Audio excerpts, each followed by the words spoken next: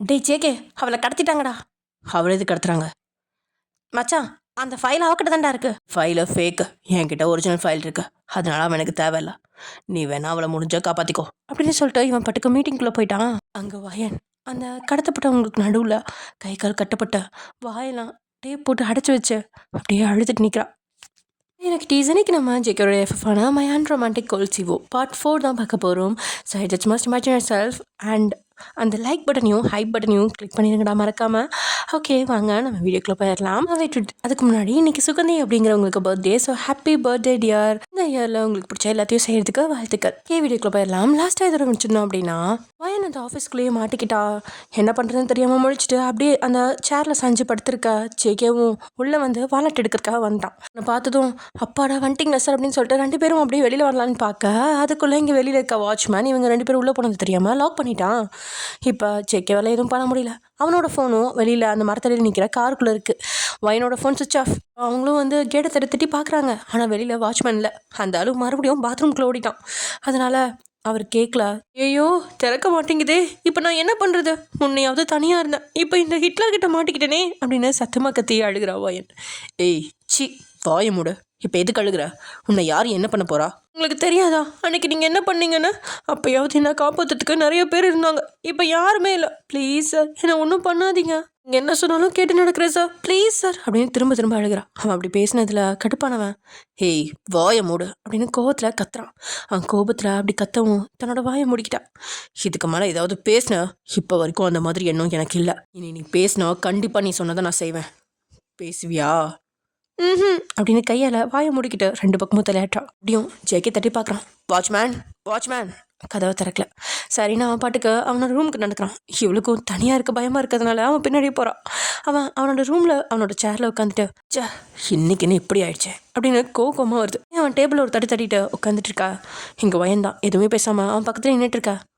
உட்கார வேண்டியதானே, அது கூட ஒரு ஆள் சொல்லணுமா? இல்லை, கொஞ்ச நேரம் நிற்கிறேன், என்னமோ பண்ணித்தோல அப்படின்னு அவன் வேறு பக்கம் திரும்பிக்கிட்டான். கொஞ்ச நேரம் கழிச்சு அவளுக்கு வயிறு வேற ரொம்ப வலிக்குது. நிற்க முடியாமல் அப்படியே மேலே நடந்துக்கிட்டே ஒரு ஸ்டேஜில் அழுகையே வந்துருச்சு.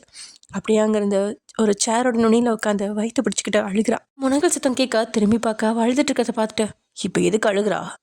ஏய் என்னாச்சு, எதுக்கு அழுகிறா? ஒன்றும் இல்லை சார். அப்புறம் எதுக்கு அழுகிறா? ஒழுங்காக சொல்ல, நான் உன்னை ஒன்றும் பண்ண மாட்டேன், பயப்படாத. அதுக்காகலாம் அழுது நடிக்காத. அவன் நடிக்காத அப்படின்னு சொல்லும்பொழுதே அவளுக்கு கோவம் வந்துருச்சு. அதுவும் ஒன்றும் இல்லைன்னு சொல்கிறேன்ல, நான் அழுதா உங்களுக்கு என்ன? உங்கள் வேலையை பாருங்க, என்னமோ பண்ணித்தோல அப்படின்னு விட்டுட்டான். ஆனால் கொஞ்ச நேரத்துல அவளோட அழுக நிற்காம அவனுக்கு கொஞ்சம் கடுப்படிக்குது. ஹேய் சொல்லு, ஏதாவது பிரச்சனை என்ன சொல்லு, என்னால் முடிஞ்ச ஹெல்ப்பை பண்ணுறேன். இப்போ சொல்ல போறியா இல்லையா? அவன் திமிரா கிட்டத்தில் கடுப்பானவ. எனக்கு பீரியட்ஸ், அதனால வயிறு வலிக்குது, போதுமா? அவள் கொஞ்ச நேரம் அப்படியே அமைதியாக இருந்துட்டு அதுக்கு அழுதா சரியாக போயிடுமா? போய் படுக்க வேண்டியதானே? இங்கே எங்கே படுக்க முடியும்? சரி, அங்கே தான் என் ரெஸ்ட் ரூம் இருக்குல்ல, அங்கே போய் படு. இல்லை வேணாம், நான் இங்கே இருக்கேன். அப்போ கொஞ்சம் அழுகாமல் அமைதியாரு. ஏன் வழி எனக்கு? என் வழி எங்கே உங்களுக்குலாம் புரிய போகுது? இதெல்லாம் ஒரு வழியான கேட்குற ஆம்பளைங்க தானே அதிகம் அப்படின்னு கோமா பதில் சொல்கிறான். அவளோட நிலையை புரிஞ்சுவேன் கொஞ்சம் அமைதியாக. சரி, சேர்லையாவது நல்லா சாஞ்சு படுக்க வேண்டியதானே? அவள் கொஞ்சம் நேரம் யோசிச்சுட்டு இல்லை, நான் இருக்க நிலமையில என்னால் நல்லா உட்கார முடியாது. உட்காரதுனால என்ன ஆகிட போகுது? ஐயோ சார் ப்ளீஸ் சொன்னால் புரிஞ்சுக்கோங்க, என்னால் உட்கார முடியாது. எனக்கு இதை பற்றிலாம் கொஞ்சம் தெரியும். அங்கே போய் படுக்க சொன்னால் படுக்கவே மாட்டேங்கிற, உட்காந்தாலும் என்ன பிரச்சனை உனக்கு? ஐயோ இன்னைக்கு அவன் விடமாட்டான் போலையே. அவன் எழுந்து நின்று சார் ஓப்பனாகவே சொல்கிறேன், இதுக்கு மேலே என்ன கேள்வி கேட்காதீங்க. எனக்கு பீரியட்ஸ் இன்னைக்கு ஆக போகுதுன்னு தெரியல, மறந்துட்டேன். அதனால பேட் எடுக்க மறந்துட்டேன். அதனால் அங்கே பேடு வைக்கல, சேரில் தள்ளி உட்காந்தா ட்ரெஸ் எல்லாம். அதனால் சும்மா கேள்வி கேட்காம உள்ளே போய் வேலையை பாருங்கள். என்னால் வலி தாங்கவே முடியல, நான் ரொம்ப கஷ்டத்தில் இருக்கேன், ப்ளீஸ் சார் அப்படின்னு கையெடுத்து கும்பிட்டு திரும்ப தன்னோட சேரில் உட்காந்துட்டான். கொஞ்சம் நேரம் அப்படின்னு நின்று ஜேகேவும் வெளியே போயிட்டான். அவன் போகிறத பார்த்த வயன் ஏதாவது சொல்லுதான் பாரு, மலமாடு சொல்லிட்டு உட்காந்துருக்கா. வெளியே போனா ஜேகே 2 நிமிஷம் கழிச்சு உள்ளே வந்து எதையோ அவன் மடியில் போட்டுட்டு அவன் பாட்டுக்கு அவன் ரூமுக்கு போயிட்டான். தான் மடியில் ஏதோ விழுந்ததை பார்த்துட்டு அவள் கண் விழிச்சு பார்க்க அங்கே பேட் இருக்கு. இது எப்படி நம்மக்கிட்ட அவனுக்கு எப்படி கிடச்சிருக்கோம் அப்படின்னு யோசிக்கிறான். வயன் ரொம்ப யோசிச்சதெல்லாம் போதும், போய் வேலையை பாரு அப்படின்னு நேராக ரெஸ்ட் ரூம் போயிட்டு வெளியே வந்தவா ஜேகே சேரில் உட்காந்து கண் மூடி இருக்கா பார்த்துட்டு அப்படிங்கிற மாதிரி இருமுறா. 2-3 முறை அதே மாதிரி செஞ்சோம், அவன் எந்திரிக்கல. வயன் அவனை பற்றி தெரிஞ்சும் ஏன் இப்படி பண்ணுற அப்படின்னு சொல்லிட்டு சார் சார் இது எப்படி உங்ககிட்ட? சார் உங்ககிட்ட தான் கேட்குறேன். அவன் எதுவுமே சொல்ல. ஓ, என்கிட்டயே பதில் சொல்ல மாட்டியா? இருடி அப்படின்னு யோசிச்சு. இல்லை சார், இதெல்லாம் பொண்ணுங்க விஷயம். இதெல்லாம் நீங்கள் வச்சுருக்கீங்க. ஒரு வேளை அவனா நீங்கள் அப்படின்னு சொல்லி கொஞ்சம் லைட்டாக சிரிக்க, அடிங்க அப்படின்னு கண் விழிச்சு தான் கையில் கிடைச்ச ஃபைலை தூக்கியோ அவன் மேலே எறினான். ஐயோ சாரி சாரி சாரி சார், உங்களை பேச வைக்க தான் அப்படி சொன்னேன் அப்படின்னு தன்னோட சீட்டுக்கு ஓடிட்டான். பேசுவடி பேசுவ, இதுக்கு மேலேயும் நீ பேசுவ. எதுவும் முடியாமல் இருக்கன்னு உதவி பண்ணலான்னு பண்ணா ஓவரா பேசுற. உனக்கெல்லாம் அறிவே கிடையாதா? அதான் எப்போ ஆக போறேன்னு தெரியாதுல்ல. ஹேண்ட்பேக்லேயே உன்னை வைக்க வேண்டியதானே. ஏன் எப்பவும் ஹேண்ட்பேக்கில் இந்த பவுடர் லிப்ஸ்டிக்கு மேக்கப் திங்ஸ்லாம் மட்டும் வைப்பீங்களா? இது எவ்வளோ முக்கியம். இதெல்லாம் வச்சா குறைஞ்சு போயிடுவீங்களா? சூப்பர் சார், நல்லா பேசுறீங்க. அவ சொன்னதுல கடுப்பான ஜேகே. ஏய், இதுக்கு மேலே ஏதாவது நீ பேசினா அரைஞ்சிருவேண்டி. போங்க சார், இது எப்படி உங்களுக்கு கிடைச்சதுன்னு தானே கேட்டேன். இதுக்கு போய் ரொம்ப திட்டுறீங்க அப்படின்னு முகத்தை தொங்க போட்டுக்கிறா. எப்படி கிடச்சதுன்னா, நம்ம ஆஃபீஸில் இருக்க எல்லா லேடிஸ் வாஷ்ரூம்லேயும் இது இருக்குது. ஒரு பொண்ணு வேலைக்கு எடுத்தனா அந்த பொண்ணுக்கு தேவையான எல்லாமே நம்ம ஆஃபீஸில் இருக்கணும்னு நான் நினைப்பேன். அவங்க பாதுகாப்புக்கு மட்டும் குறைச்சல் இருக்கக்கூடாது. அவங்க தேவைக்கு எந்த குறைச்சலும் இருக்கக்கூடாது. நம்ம ஆஃபீஸில் பொண்ணுங்களுக்கு தேவையான எல்லாமே இங்கே இருக்குது. எங்களுக்கு ஃபீட் பண்ண ரூம்லாம் கூட இருக்குது. நீங்கள் கூட்ட வந்து விட்டுட்டு வேலை பார்க்க இங்கே சில்ட்ரன் சென்டர் கூட இருக்குது. இது எல்லாமே உன்னோட வெல்கம் கிட்லேயே டீட்டெயிலாக இருக்குமே. அதை நீ பார்க்கலையா? இல்லை அப்படின்னு தலையாசிக்கிறா. ஆனால் வாழ்க்கையிலேயே உன்னை நான் சூஸ் பண்ணது தான் என்னோட முட்டாள்தனமான முடிவு. சார் ரொம்ப பண்ணாதீங்க. ஏதோ வேலை கிடைச்ச சந்தோஷத்தில் அதெல்லாம் நான் பார்க்கல. நீங்கள் பொண்ணுங்களுக்கு இந்த அளவுக்கு பாதுகாப்பு பண்ணுவீங்கன்னு எனக்கு என்ன தெரியும்? சரி, இவ்வளோ பேசுறீங்களே, அப்புறம் ஏன் இந்த வாஷ்ரூமில் வைக்கல? அப்போ தப்பு உங்கள் மேலே தானே? ஒத்துக்கோங்க. இங்கே இருந்தா எனக்கு தெரிஞ்சிருக்கும். ஹே பைத்தியம், இதை நான் யூஸ் பண்ணுற வாஷ்ரூம். நீ வரதுக்கு முன்னாடி இந்த ரூமில் நான் மட்டும்தான் இருப்பேன். ஓ அப்படின்னு கேவலமாக சிரிச்சு வைக்கிறா. முட்டாள். என்ன ஆனால் உன்ன முட்டாள்னு சொல்கிறீங்க? நீங்கள் எப்படிப்பட்ட ஆள்னு எனக்கு தெரியாதா? பொண்ணுக்கிட்ட எப்படி நடந்துக்குவீங்கன்னு எனக்கு தெரியும் அப்படின்னு அவனை பார்த்து முறைச்சிக்கிட்டே சொல்ல, அவனும் அவளை முறைச்சிட்டு அவன் ரூமுக்கு போக போகிறான். சார் எங்கே போகிறீங்க? ஏய் கொள்ளாதடி, மதியத்துலேருந்து சாப்பிடல. நானே கொலவரியில் இருக்கேன். ஏதாவது பேசினா வெட்டி போட்டுருவேன். நான் ரூமில் போய் ரெஸ்ட் எடுக்கிறேன். இன்னும் ஒரு 3 ஹவர்ஸில் ஜின் வந்துடுவான். அதுக்கப்புறம் நம்ம வெளியே போயிடலாம். சார் அது எப்படி உங்களுக்கு தெரியும்? இங்கே மாட்டிருக்கிறது யாருக்குமே தெரியாதே. ஜின்னுக்கு எப்படி தெரியும்? உன்னை மாதிரி பைத்தியத்துக்கு எங்கே தெரிய போகுது? உன்னை இங்கே யார் வந்து விட்டுட்டு போனா? ஜின்னு தான். அப்போ நீ இன்னும் ஹாஸ்டல் போகல அப்படின்னா உன் ஃப்ரெண்டு இன்னும் 3 ஹவர்ஸ் கழிச்சு ஜின்னுக்கு ஃபோன் பண்ணி கேட்பான். அவன் அப்போவே விட்டுட்டேன்னு சொல்லுவான். பூர்ணி அவன் இன்னும் வரலன்னு சொன்னா அவன் டென்ஷன் ஆகி ஒரு வேளை நீ ஆஃபீஸில் மாட்டிட்டதை தெரிஞ்சு இங்கே தான் வருவான். சார் சூப்பர் சார், ஆனால் இப்படி கரெக்டாக 3 ஹவர்ஸ்னு சொல்கிறீங்க. இப்போ மணி 8:30, 11 மணிக்கு மேலே தான் உன் ஃப்ரெண்டுக்கு நீ காணுங்கிறது புரிய ஆரம்பிக்கும். அப்போ உனக்கு கால் பண்ணுவா. உன் ஃபோனில் சுவிட்ச் ஆஃப் ஆச்சே. ஏன் செல்லு சுவிட்ச் ஆஃப்னா உங்களுக்கு எப்படி தெரியும் அப்படின்னு அவனை ஆச்சரியமாக கேட்குறான். அது இருந்ததா தான் எப்போ நீ அவனுக்கு கால் பண்ணியிருப்பியே. ஆமாம்ல. இப்போ புரியுதா நீ முட்டாள்னு? சரி சரி, மேலே சொல்லுங்கள். மேலே எங்கே சொல்கிறது, அவ்வளோதான். ஜேகேக்கு ஃபோன் பண்ணி சொன்னான் அவன் வரப்போகிறான். ஆனால் ஒரு வேளை அவள் உங்கள் அப்பாவுக்கு கால் பண்ணா என்ன பண்ணுறது? என்னது அப்பாவா? ஆமாம், உன்னை காணோன்னு உங்கள் அப்பா நம்பருக்கு கால் பண்ணால் என்ன பண்ணுவேன்? ஐயோ சார், என்ன சார் இப்படி சொல்கிறீங்க? எங்கள் அப்பாவுக்கு கால் பண்ணுவாளா? ஐயோ, எங்கள் அப்பாவுக்கு தெரிஞ்சால் அவ்வளோதான். நைட் நேரம் பயந்து போயிடுவார். ஏற்கனவே அவருக்கு வர உடம்பு சரியில்லை. ஐயோ, இப்போ நான் என்ன பண்ணுறது? சரி சரி, ஆரம்பிக்காத. எங்கள் கரெக்ட்னா இந்த நேரத்தில் உங்கள் அப்பாவை டிஸ்டர்ப் பண்ணுறதுக்கு பதிலாக என்னுக்கு தான் கூப்பிடுவா. கண்டிப்பாக உங்களுக்கு தெரியுமா? எதுவும் என் கையில் இல்லை. திரும்ப அவன் அப்படி சொல்லவும், ஐயோ போச்சு, அவ்வளோதான். இந்த மாதிரி ஆச்சுன்னா திரும்ப எங்கள் அப்பா என்ன வேலைக்கே விட மாட்டார் அப்படின்னு புலம்ப ஆரம்பிச்சிட்டா. சரி சரி, உங்கள் அப்பாவுக்கு கால் பண்ண மாட்டா. புலம்பாத போதுமா?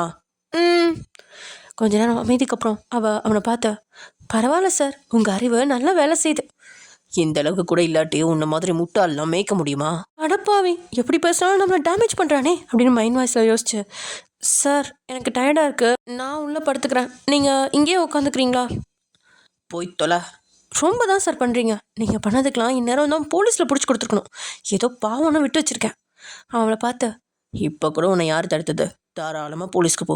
அதுக்கு பின்னாடி வர பிரச்சனை எல்லாம் நான் பார்த்துக்கிறேன்.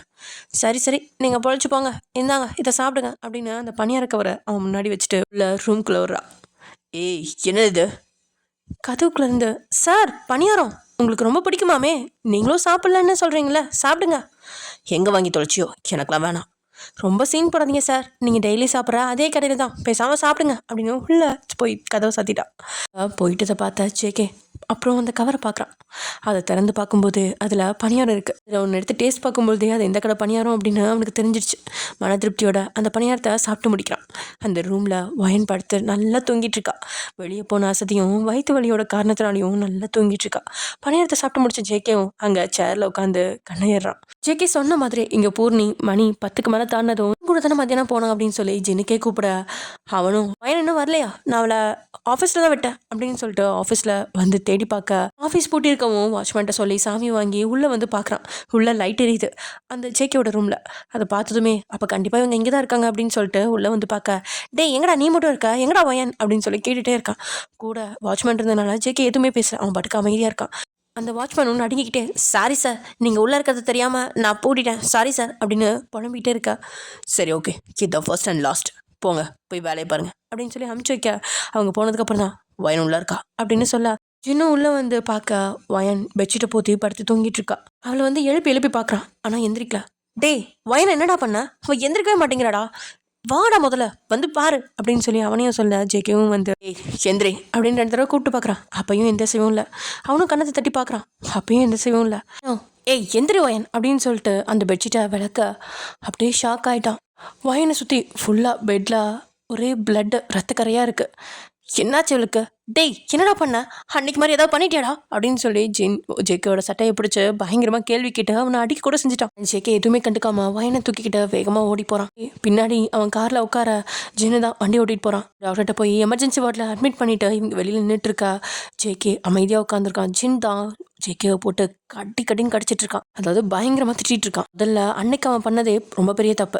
இதில் ஒரு 3 மணி நேரம் தனியாக இருந்ததுக்கு அவளுக்கு இவ்வளோ பெரிய தண்டனையா அப்படின்னு கோவமாக இருக்கான். அதுவும் அவளை அப்படி பார்த்ததுல அவனுக்கு மனசே வலிக்குது. இன்னும் ஒரே பையன், அவனுக்குலாம் கூட பிறந்தவங்களாம் யாருமே கிடையாது. அப்படிங்கிறதுனாலயே இவளை அவனோட சொந்த தங்கச்சியா நினைச்சான். அதனால்தான் இப்போ வயன் கஷ்டப்படுறது அவனால தாங்கிக்கவே முடியல. அங்கே போட்டிருந்த சேர்ல ஜேகே கூலாக உட்காந்துருக்கான். எதுவும் இதுக்கும் அவனுக்கும் சம்மந்தமே இல்லாத மாதிரி. இந்த நேரத்தில் டாக்டர் வேற, டாக்டர் அவளுக்கு என்னாச்சு டாக்டர், ஏன் இப்படி கிடந்தா? ஒன்றும் பயப்பட வேணாம் சார், பீரியட்ஸ் டைமில் ரொம்ப டென்ஷனாக இருந்தாங்காட்டி ஓவர் ப்ளீடிங் ஆயிருக்கு, அதனால் லோ ப்ரெஷர் ஆகிடுச்சு. இப்போ ஊசி போட்டதில் இது நார்மல் ஆகிடுச்சு, இன்னும் கொஞ்சம் நேரத்தில் கண் முழிச்சிருவாங்க, டோன்ட் வரி அப்படின்னு அந்த டாக்டரும் சொல்லிட்டு போக, ரொம்ப தேங்க்ஸ் டாக்டர், நாங்கள் போய் பார்க்கலாமா? போங்க அப்படின்னு சொல்லி இவங்க 2 பேரும் உள்ளே போயிட்டாங்க. அவங்க உள்ளே போனதும் ஜேகே பார்த்து, சார் உங்ககிட்ட கொஞ்சம் பேசணும். கண்டிப்பாக டாக்டர், வாங்க ஷேர் ரூமுக்கு போகலாம் அப்படின்னு சொல்லிட்டு ஜேகேவை கூட்டிகிட்டு போனவங்க, அவளுக்கு எதனால அப்படி ஆச்சு, அதுக்கு என்ன தீர்வு அப்படின்னு தெளிவாக சொல்கிறாங்க. என்ன பண்ணலாம் டாக்டர், ஆப்ரேஷன் எதுவும் பண்ணுமா? இல்லை ஜேகே, நான் கொஞ்சம் மாத்திரைகள்லாம் தரேன், அதுலேயும் குணப்படுத்த முடியும், பார்த்துக்கலாம். இதே மாதிரி திரும்ப ஏதாவது சூழ்நிலை நடந்துச்சுன்னா அப்புறம் வேணால் ஆப்ரேஷன் பண்ணிக்கலாம். அந்த அளவுக்கு பயப்படுற மாதிரி தான் ஒன்றும் இல்லை. ஓகே டாக்டர், நீங்கள் சொன்ன மாதிரியே செஞ்சுக்கலாம். அவங்கள எப்போ வீட்டுக்கு கூட்டிகிட்டு போகலாம்? மார்னிங் வரைக்கும் அப்சர்வேஷன் இருக்கட்டும், மார்னிங் கூட்டிகிட்டு போய் பார்க்கலாம். சரி டாக்டர், தேங்க்யூ அப்படின்னு ஜேகே கிளம்பிட்டான். இங்கே ஜின்னும் ஜேஹோப்பும் தான் உள்ளே பார்த்துட்டு வந்து வெளியே உட்காராங்க. ஜேகே அவங்க முன்னாடி நிற்கிறான். ஜின் அவனை பார்த்து எதுவுமே பேசல, தலையை தொங்க போட்டான். அப்போ அப்படி பேசுனா இப்போ ஏதாவது பேசு. என்னை விட நேற்று வந்துவாவா உனக்கு அவ்வளோ முக்கியமாக போயிட்டால, என் மேலே கொஞ்சம் கூட உனக்கு நம்பிக்கை இல்லையா அப்படின்னு ஜேகே கேட்க, சாரிடா அப்படிலாம் ஒன்றும் இல்லை, ஏற்கனவே அப்படி நடந்துருச்சா, அவள் வேற அந்த நிலைமையில இருந்தாளா, அதனால கொஞ்சம் டென்ஷன் ஆகிட்டேன். உனக்கு வேற அவளை பிடிக்காதுல்ல, அதனால நீ ஏதாவது பண்ணிட்டியோன்னு பயந்துட்டேன், மன்னிச்சிட்றா.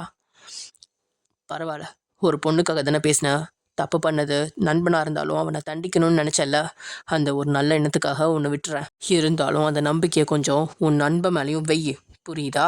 உங்கள் மேலே நம்பிக்கை இருந்ததால் மட்டும்தான் என் மொத்த கம்பெனியும் பார்த்துக்கிற பொறுப்பை உங்களுக்கு கொடுத்துருக்கேன். நீங்களும் என் மேலே நம்பிக்கை வைக்கலாம்.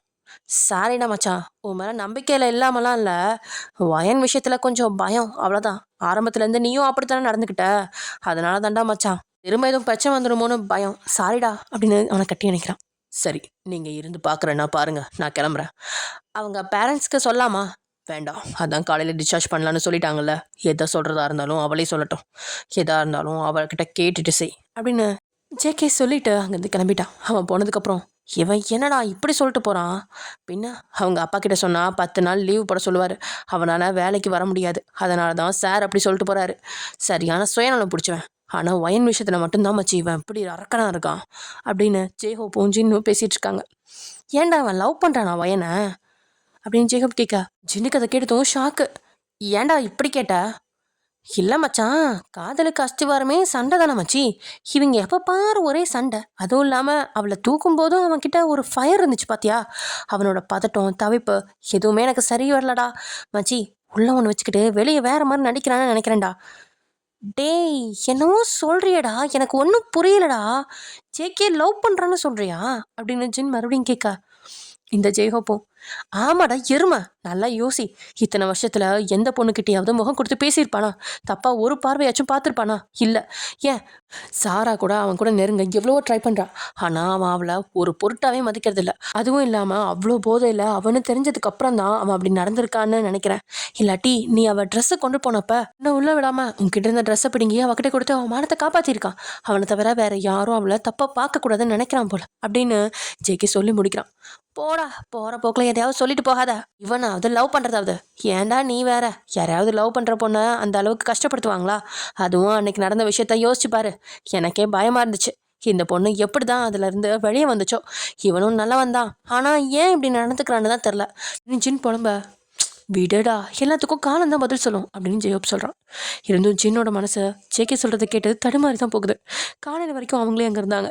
ஆக்சுவலி ஜின் ஹாஸ்பிட்டலுக்கு வர வழியிலேயே வந்து ஜேஹோப்க்கு கால் பண்ணி சொல்லியிருப்பான். ஸோ ஜேஹோப்பும் ஹாஸ்பிட்டலுக்கு வந்திருப்பான் டேரெக்டாக. அதனால தான் இங்கே 2 பேரும் இருக்காங்க. இந்த மாதிரி பூர்ணிக்கிட்டையும் வயன் ஹாஸ்பிட்டலில் இருக்கா அப்படின்னு மட்டும்தான் சொல்கிறான். உடம்பு சரியில்லை, நானே கூட இருந்து பார்த்துக்கிறேன் அப்படின்னு சொல்லிட்டான். காலையில் அவள் கண் விழிக்கும் போது தானே இது நடந்தது அவளுக்கு நினைவு வருது. வயன் ஜேகேயோட ரூமில் போய் படுத்ததுக்கப்புறம் அவளுக்கு பயங்கரமாக வயிறு வலிக்கா. அவள் ஜேகேவை கூப்பிடலாம் அப்படின்னு போக கண்ணெல்லாம் இருட்டிக்கிட்டு வர அப்படியே மயங்கிட்டா. எவ்வளோ நேரம் அப்படி இருந்தா அப்படின்னு அவளுக்கே தெரியல. அப்புறம் நடந்தது எதுவுமே நினைவு வரல. எங்கே இருக்கா அப்படின்னு பார்த்தபோது தான் ஹாஸ்பிட்டலில் இருக்கா. ஓ, அப்போ நம்ம ஆஃபீஸ்லேருந்து ஹாஸ்பிட்டல் வந்துட்டோமா? நம்மளை யாரை கூட்டிகிட்டு வந்திருப்பா அப்படின்னு யோசிக்கிறா. அப்போ தான் ஜின் உள்ள வரான். அவனை பார்த்ததும் கண்கள் விரிஞ்சு, டேய் ஜின்னு, நீயா? நீ தான் என்ன ஹாஸ்பிட்டல் கூட்டிகிட்டு வந்தியா? அந்த ரூம்லேருந்து நாங்கள் எப்படி வெளியே வந்தோம்? நீ எப்போ வந்த? ஜேகே எங்க அப்படின்னு வரிசையாக கேள்வி கேட்குறான். ஆமா தாயே, கொஞ்சம் பொறு. இப்படி தொடர்ந்து கேள்வி கேட்டா நான் எந்த கேள்விக்கு தான் பதில் சொல்கிறது? ஒவ்வொரு கேள்வியாக கேளு, நான் சொல்கிறேன். கோச்சுக்காத ஜின், நான் எப்படி இங்கே வந்தேன்? நடந்த எல்லாத்தையும் சொல்கிறேன் கேட்டுக்கோ அப்படின்னு நடந்த எல்லாத்தையும் சொல்லி முடிக்கிறான். ஓ, ஜின் சூப்பர்ரா. ஜேகே உண்மையிலே கிரேட் தானே. நான் கூட அந்த ஹிட்லரை என்னமோ நினச்சேன். ஆனால் அவன்கிட்டயும் விஷயம் நிறைய இருக்கு. உன்னை காப்பாற்றினது நான். நீ அந்த ஜேகேவை பற்றி புகழ்ந்து பேசிட்டு இருக்க. எனக்கு ஒரு தேங்க்ஸ் சொன்னியா? ஐயோ ஜின், உனக்குலாம் யாராவது நன்றி சொல்லுவாங்களா? அது நீ உன் கடமையை தானே பண்ண. என்ன கடமை? உன் தங்கச்சி காப்பாற்ற வேண்டியது உன் கடமை அல்லவா சகோதரா? அம்மா தாயே, நன்றி எதுவும் வேணாம். இந்த மாடுலேஷனை மட்டும் கொஞ்சம் நிறுத்த, சகிக்கலை. போடா எருமை, நீ ரொம்ப லேட்டு. நீ வருவேன்னு அவன் ஏற்கனவே சொன்னான். இன்னும் ஒரு 3 ஹவர்ஸில் நீ வந்து எங்களை வெளியில் கூட்டிகிட்டு போவேன்னு நடந்த எல்லாத்தையுமே சொல்லி முடிச்சா. ஓ, அப்போ எல்லாமே அவனே சொல்லிட்டேனா? ஆமாம். உனக்குலாம் அறிவே இல்லையா? எப்போ பார்த்தாலும் இப்படி தான் பிரச்சனை. நீயே போய் வழிய மாட்டேங்கிறியா? ஒரு மொபைல் கூட நல்லா சார்ஜ் பண்ண மாட்டியா? ஒரு இடத்துல எப்படி நடந்துக்கணும், பொண்ணு எப்படி இருக்கணும்னு ஒன்று கூட தெரில உனக்கு. ஏன் வயன் இப்படி இருக்க? எது அவசியமோ அதை கையில் வச்சுக்க மாட்டியா? ஓ ஜின், நான் என்ன வேணும் நான் பண்ண? இதெல்லாம் என்ன அறியாமலே நடந்துருச்சு அப்படின்னு முகத்தை சுகமாக வச்சுக்கிட்டு பழிப்பு காட்டிட்டு இருக்கா. சரி சரி, மூஞ்சி தூக்கி வச்சுக்காத, நான் எதுவும் பேசல. சரி, உங்கள் வீட்டுக்கு ஃபோன் பண்ணி வர சொல்கிறியா? ஐயோ, எதுக்கு? உனக்கு உடம்பு சரியில்லை, வீட்டில் போய் ரெஸ்ட் எடுக்க வேணாமா? உங்கள் அப்பாவுக்கு சொல்ல வேணாமா? ஐயோ வேணாம் ஜின், அப்புறம் அப்பாவுக்கு தெரிஞ்சா ஒரு 10 நாள் லீவ் போட சொல்லிடுவார். அப்புறம் அந்த ஹிட்லர் ஆடுவான். நான் அவ்வளோதான். அதனால் என்ன ஹாஸ்டல்லே இறக்கி விடு. ஒரு நாள் ரெஸ்ட் எடுத்தா எல்லாம் சரியாயிடும். அப்பாட்ட நான் பேசிக்கிறேன். சரி, என்னமோ பண்ணு. அப்புறம் டாக்டர் கொடுத்த மருந்து எல்லாத்தையும் வாங்கிக்கிட்டு அந்த ஹாஸ்பிட்டலுக்கு வெளியே போகிறாங்க. நேராக ஹாஸ்டலுக்கு தான் போகிறாங்க.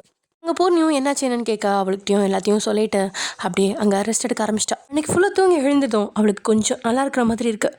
மணியை பார்க்குறா. மணி 4 தொட்டுது. இப்போ கிளம்புனா சரியாக இருக்கும் அப்படின்னு யோசிச்சு எழுந்து குளிச்சுட்டு கிளம்புறா. சாதாரண சுடிதார் ஒன்று போட்டுக்கிட்டு கொஞ்சம் மேக்கப் போட்டுக்கிட்டு கிளம்புறா. ஃபங்க்ஷன் நடக்கிற ஹாலுக்கு ஒரு 6:30 மணிக்கு போகிறா. அங்கே வேலை செஞ்சுட்டு இருந்த ஜின்னும் ஜேஹோப்பும் இவளை பார்த்து இவள் பக்கத்தில் வர்றாங்க. ஏய், நீங்கள் என்ன பண்ணுற? ஜின், இன்னைக்கு பார்ட்டி இருக்குல்ல, அதுக்காக வந்தேன். ஏய், உனக்கு தான் உடம்பு சரியில்லைல்ல, வீட்டிலேருந்து ரெஸ்ட் எடுக்க வேண்டியதானே? போ ஜின், நான் வராட்டி அப்புறம் ஹிட்லர் வேற என்ன திட்டும். லூஸு, அவன் ஒன்றுமே சொல்லலை. நீயே ஏன் இப்படி பண்ணுற? அப்படியே அவன் சொன்னாலும் நான் பார்த்துக்கிறேன். நீ கிளம்பு, இங்கே இருக்காத. போங்க, நீங்கள் எல்லாம் இப்படி தான் சொல்லுவீங்க. ஆனால் கடைசியில் திட்டு வாங்குறது நான் தான். அவன் ஹாஸ்டலுக்கே வந்து என்னை கூட்டிகிட்டு வருவான். எதுக்கு தேவையில்லாத பிரச்சனை? அதான் நானே வந்துட்டேன். இப்போ நல்லா ஃபீல் பண்ணுறேன். பெருசாக எந்த பிரச்சனையும் இல்லை, நீங்கள் கவலைப்படாதீங்க. சொன்னால் எங்கே கேட்க போகிறா? நீ எந்த வேலையும் செய்ய வேணாம், அங்கே போய் உட்காரு, எல்லாத்தையும் நாங்கள் பார்த்துக்குறோம். சரி அப்படின்னு அவங்க ஓரமாக போட்டிருந்த சோஃபாவில் உட்காந்துட்டா.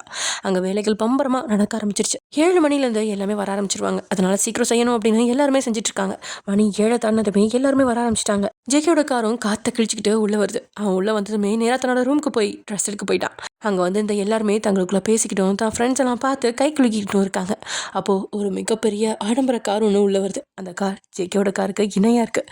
எல்லாருமே அந்த காரையே பார்த்துட்டு இருக்காங்க. ஷூ காலை வெளியே வச்சு கம்பீரமாக இறங்குறான்.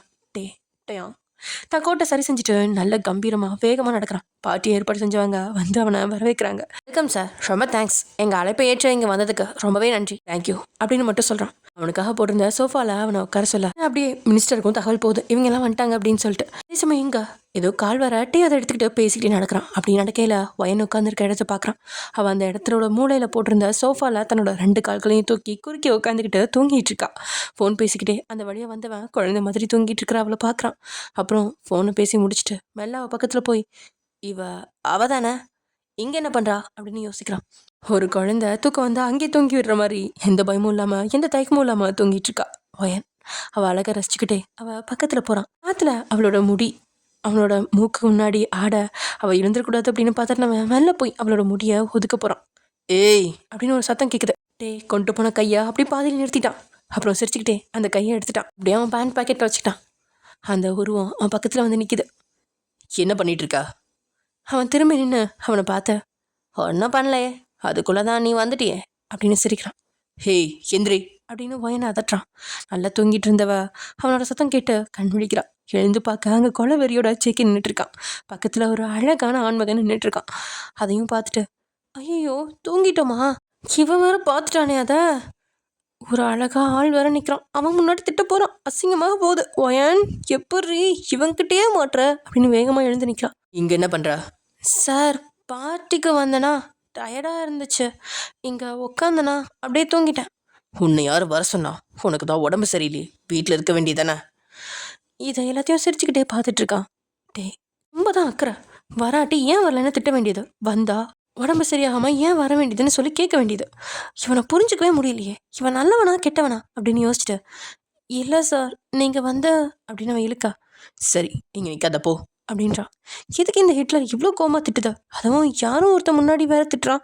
இதுக்கு மேலே நம்ம ஏதாவது பேசினோம் நம்மளை கடிச்சு தின்றுவான் போல.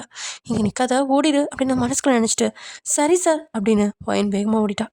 அப்புறம் அவனும் போக போக, சூப்பர் ஜேகே, உன் பிஏவை கூட தொட விட மாட்டேங்கிற, உனக்கு மட்டும்தான் எப்படி இவ்வளோ அழகான பொண்ணுங்கெல்லாம் கிடைக்குதோ, செம்ம ஃபிகராக இருக்குல்ல.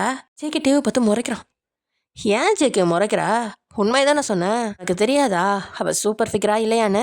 6 மாசமா உன் கூடயே இருக்கா, இன்னும் நீ தொட்டு பார்க்காமலா இருப்ப?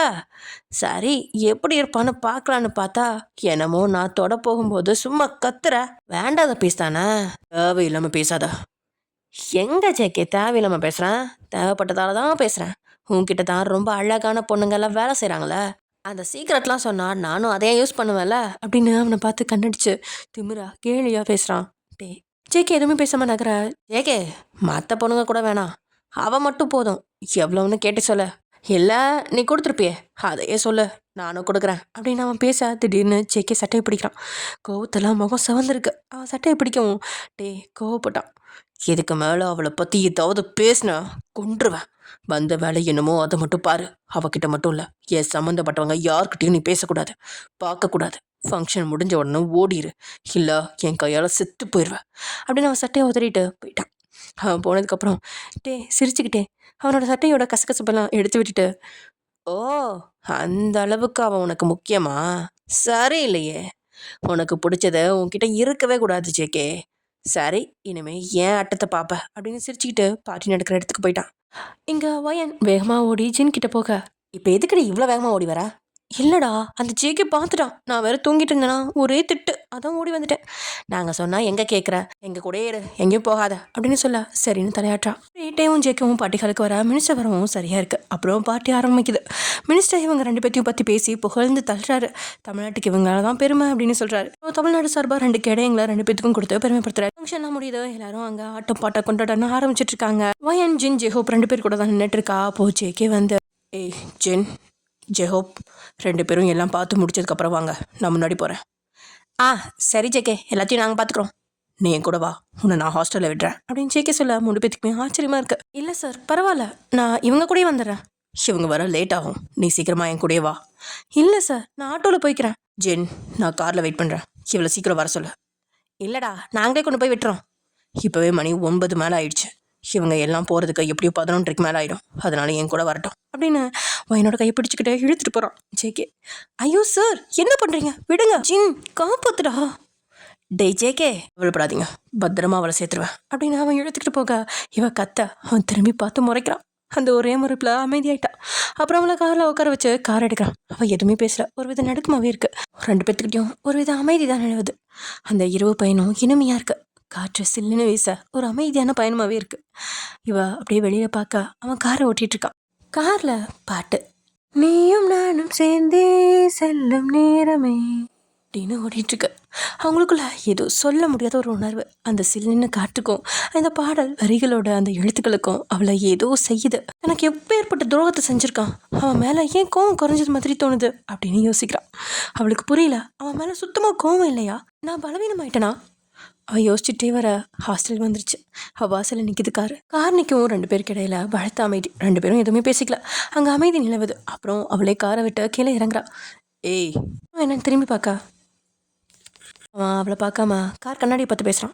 இனி எங்கே போகிறதா இருந்தாலும் பார்த்து பத்திரமா போ, அடிக்கடி வெளியே சுத்தாதா, நீ எங்கே போனாலும் எங்கே இருந்தாலும் ஜின் கிட்ட இன்ஃபார்ம் பண்ண அப்படின்னு திடீர்னு ஜேகே சொல்ல அவளுக்கு ஆச்சரியமாக இருக்குது.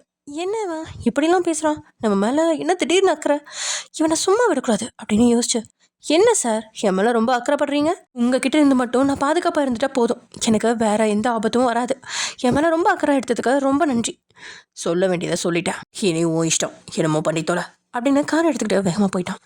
ஆமாம் ரொம்ப தான் அக்கறை, வந்தா ஏன் வந்தேன்னு கேட்க வேண்டியது, வராட்டி ஏன் வரலன்னு கேட்க வேண்டியது, இவனால தான் எனக்கு எல்லா ஆபத்துமே வருது, இவன்கிட்ட இருந்து நான் எப்படி பாதுகாப்பாக இருக்க முடியும், சரியான லூஸ் இவன் அப்படின்னு புலம்பிக்கிட்டே மாடிடுறான். மேலே போனதுக்கப்புறம் ஜின்னுக்கு ஃபோன் பண்ணி நான் வீட்டுக்கு வந்துட்டேன் அப்படின்னு சொல்ல, இப்போ தான் நிம்மதியாக இருக்குவேன், அவன் கூட போனியே ஏதாவது மிரட்டினானா, உன்னை கோவமாக வேற எழுத்துட்டு போனா. அதெல்லாம் ஒன்றும் இல்லை ஜின், சேஃபாக தான் வந்தேன், ஒன்றும் பேசல, இறங்கும் போது மட்டும் பார்த்து பத்திரமா இரு அப்படின்னு சொன்னான். எங்கே போனாலும் வந்தாலும் உங்ககிட்ட இன்ஃபார்ம் பண்ண சொன்னான். அப்படியா சொன்னா? ஆமாம் ரொம்ப தான் அக்கறை இருக்க மாதிரி நடிக்கிறாரு, அவரால் தான் எனக்கு ஆபத்து, அது கூட தெரியல. சரி சரி நீ தூங்கு, நான் காலையில் கூப்பிட்றேன் அப்படின்னு சொல்லி ஃபோனை கட் பண்ணிட்டான். பாவி பையா பேச பேச கட் பண்ணிட்டான் பாரு, அவன் ஃப்ரெண்டு தானே, அவனை மாதிரி தானே இவனும் இருப்பான், இடியட் டாங்கி ஃபெல்லோ அப்படின்னு அவனை திட்டிட்டு தூங்கி போகிறா வயன். என்னடா வயன் என்ன சொல்கிறா, ஒரு பிரச்சனையும் இல்லை தானே அப்படின்னு சொல்லி ஓகேக்கா. ஆமாடா ஒரு பிரச்சனையும் இல்லை தான், நான் போகும்போது ரொம்ப அக்கறை இருக்க மாதிரி இப்படி சொல்லிட்டு போனானாமாடா அப்படின்னு சொல்ல, பாத்தியாடா எவ்வளோ அக்கறைன்னு, அதெல்லாம் ஓகே தான்டா, அவன் ஏன் அப்படி சொல்லணும், அவளையே ஏன் பத்திரமா இருக்க சொல்லி சொல்லணும், அவளுக்கு ஏதாவது ஆபத்து வருமா. டே மச்சி அவளுக்கு என்ன ஆபத்து வரப்போகுது, வந்தா ஜேகேனால தாண்டா வரும், இன்னும் புரியலையா மச்சி, காதல் கொண்ட உள்ளமடா, அதனால தான் அவன் மேலே அவ்வளோ அக்கறை. போடா நீ என்னமோ சொல்கிற, எனக்கு ஒன்றும் புரியல, எது நடந்தாலும் நல்லதே நடந்தால் சரி அப்படின்னு 2 பேரும் அவங்களோட வேலையை பார்க்க போயிட்டாங்க. இங்கே ஜேகேயோட வீட்டில் ஜேகே அவனோட பெட்ரூமில் குறுக்கு நடுக்குமா நடந்துட்டுருக்கான். டே பேசினதே அவன் மனசில் ஓடிட்டுருக்கு. அவன் ஏன் அப்படி பேசினான், அதுக்கு என்ன காரணமாக இருக்கும், அந்த அளவுக்கு அவன் பேசுகிறான்னா கண்டிப்பாக ஏதோ ஒரு விஷயம் அவன்கிட்ட இருக்கு, அதுவும் வயனை பற்றி அவனுக்கு அந்த அளவுக்கு தெரியாது, ஆனால் இந்த மாதிரி கேவலமாக பேசுகிறானா வேற ஏதோ பிளான் இருக்கு, என்னவா இருக்கும், நம்ம கம்பெனியில் நடக்கிறது நம்மளை சுற்றி நடக்கிறது எப்படி அவனுக்கு தெரியுது அப்படின்னு யோசிச்சுட்டு இருக்கான். உடனே தன்னோட ஆளுங்களுக்கெல்லாம் ஃபோன் பண்ணி அவனை கவனிக்க சொல்கிறான். இங்கே வயன் பாதுகாப்பையும் உறுதி செய்கிறான். அடுத்த நாள் எல்லாரும் எப்பயும் போல் ஆஃபீஸ்க்கு வராங்க. வயன் நேரமாக வந்து தன்னோட வேலையெல்லாம் செஞ்சிட்ருக்கா. அன்றைக்கி தான் சாமியும் திரும்ப வேலைக்கு வந்திருக்காரு. நேராக ஜேகே ரூமுக்கு தான் வராரு. அவரை பார்த்த வயனுக்கு ஹாப்பியாக இருக்குது. சாமி சார் நீங்களும் வந்துட்டீங்களா, ஹை ஜாலி. என்ன மேடம் இப்படி குழந்தை மாதிரி சந்தோஷப்படுறீங்க, பின்ன இருக்காதா சார், நீங்கள் இல்லாமல் எவ்வளோ கஷ்டப்பட்டேன் தெரியுமா, இது நீங்கள் வந்துட்டீங்களா எனக்கு கொஞ்சம் ஃப்ரீயாக இருக்கும் மேடம், ஆனால் ஒரு கஷ்டமான விஷயத்த உங்ககிட்ட சொல்ல போகிறேனே. ஐயோ சார் என்ன சார் இப்படி சொல்கிறீங்க, என் இதையுமே வெடிக்கிற மாதிரி இருக்கே. ஐயோ மேடம் இன்னும் நான் சொல்லவே இல்லை. ஓ சொல்லலையா, இல்லை சார் பழகிடுச்சு, நீங்கள் என்ன சொன்னாலும் ஷாக்கான விஷயத்த தானே சொல்லுவீங்களா, அதனால தான் பரவாயில்ல சொல்லுங்கள். சிரிச்சுக்கிட்டே, சார் எனக்கு ப்ரொமோஷன் கொடுத்துருக்காரு மேடம், சாருக்கு அடுத்த லெவலில் நான் இருக்கேன், யார் சார் பார்க்குறதா இருந்தாலும் எனக்கு அடுத்து தான் பார்க்க முடியும், என்ன டீட்டெயில் சொல்லணுன்னாலும் நான் தான் சார் கிட்ட போய் சொல்லுவேன். சூப்பர் சார், எனக்கு நீங்கள் இந்த ஆஃபீஸ்லேயே இருந்தால் மட்டும் போதும், இனி இங்கே தானே இருப்பீங்க, அதுவே எனக்கு போதும் சார். சாமி சிரிக்கிறார். அப்போது ஜேகேவும் அவனோட ஃப்ரெண்ட்ஸும் உள்ளே வராங்க, கூடவே சாரவும் வரா. ஐயோ வந்துட்டான் வேளாமணிக்கு, இனி நம்ம அவ்வளோதான் அப்படின்னு வயன் மைண்ட் வாய்ஸில் யோசிச்சது ஜின்னுக்கே கேட்டுருச்சு. அவன் சிரிக்கிறான். டேய் ஜின் இப்போ எதுக்கு சிரிக்கிறா அப்படின்னு சாரா கேட்கா. ஒன்றும் இல்லை சும்மா தான் வயனை பார்த்துக்கிட்டே சொல்ல வயனுக்கு புரிஞ்சிருச்சு. ஐயோ நம்ம மைண்ட் வாய்ஸை கேட்ச் பண்ணிட்டோம் போலயே, வயன் ஒழுங்காக வேலையை பாரு இல்லாட்டி போட்டு கொடுத்துருவான் அப்படின்னு வேலையை பார்க்க ஆரம்பிச்சிட்டா. இங்கே சாரா அவளை பார்த்து முறைக்கிறான். அப்புறம் சாமியை பார்த்துட்டு, சாமி சார் வந்துட்டிங்களா. ஆமாம் ஜின் நான் தான் வர சொன்னேன், இவருக்கு டீம் ஹெட்டாக ப்ரமோஷன் கொடுத்துருக்கேன். இனி யார் என்ன பார்க்க வந்தாலும் இவர் தான் பார்ப்பாரு. இனி நான் டைரெக்டாக எதையும் பார்க்குறதா இல்லை. இனி எது வந்தாலும் இவர் மூலமாக அனுப்பிவிடுங்க.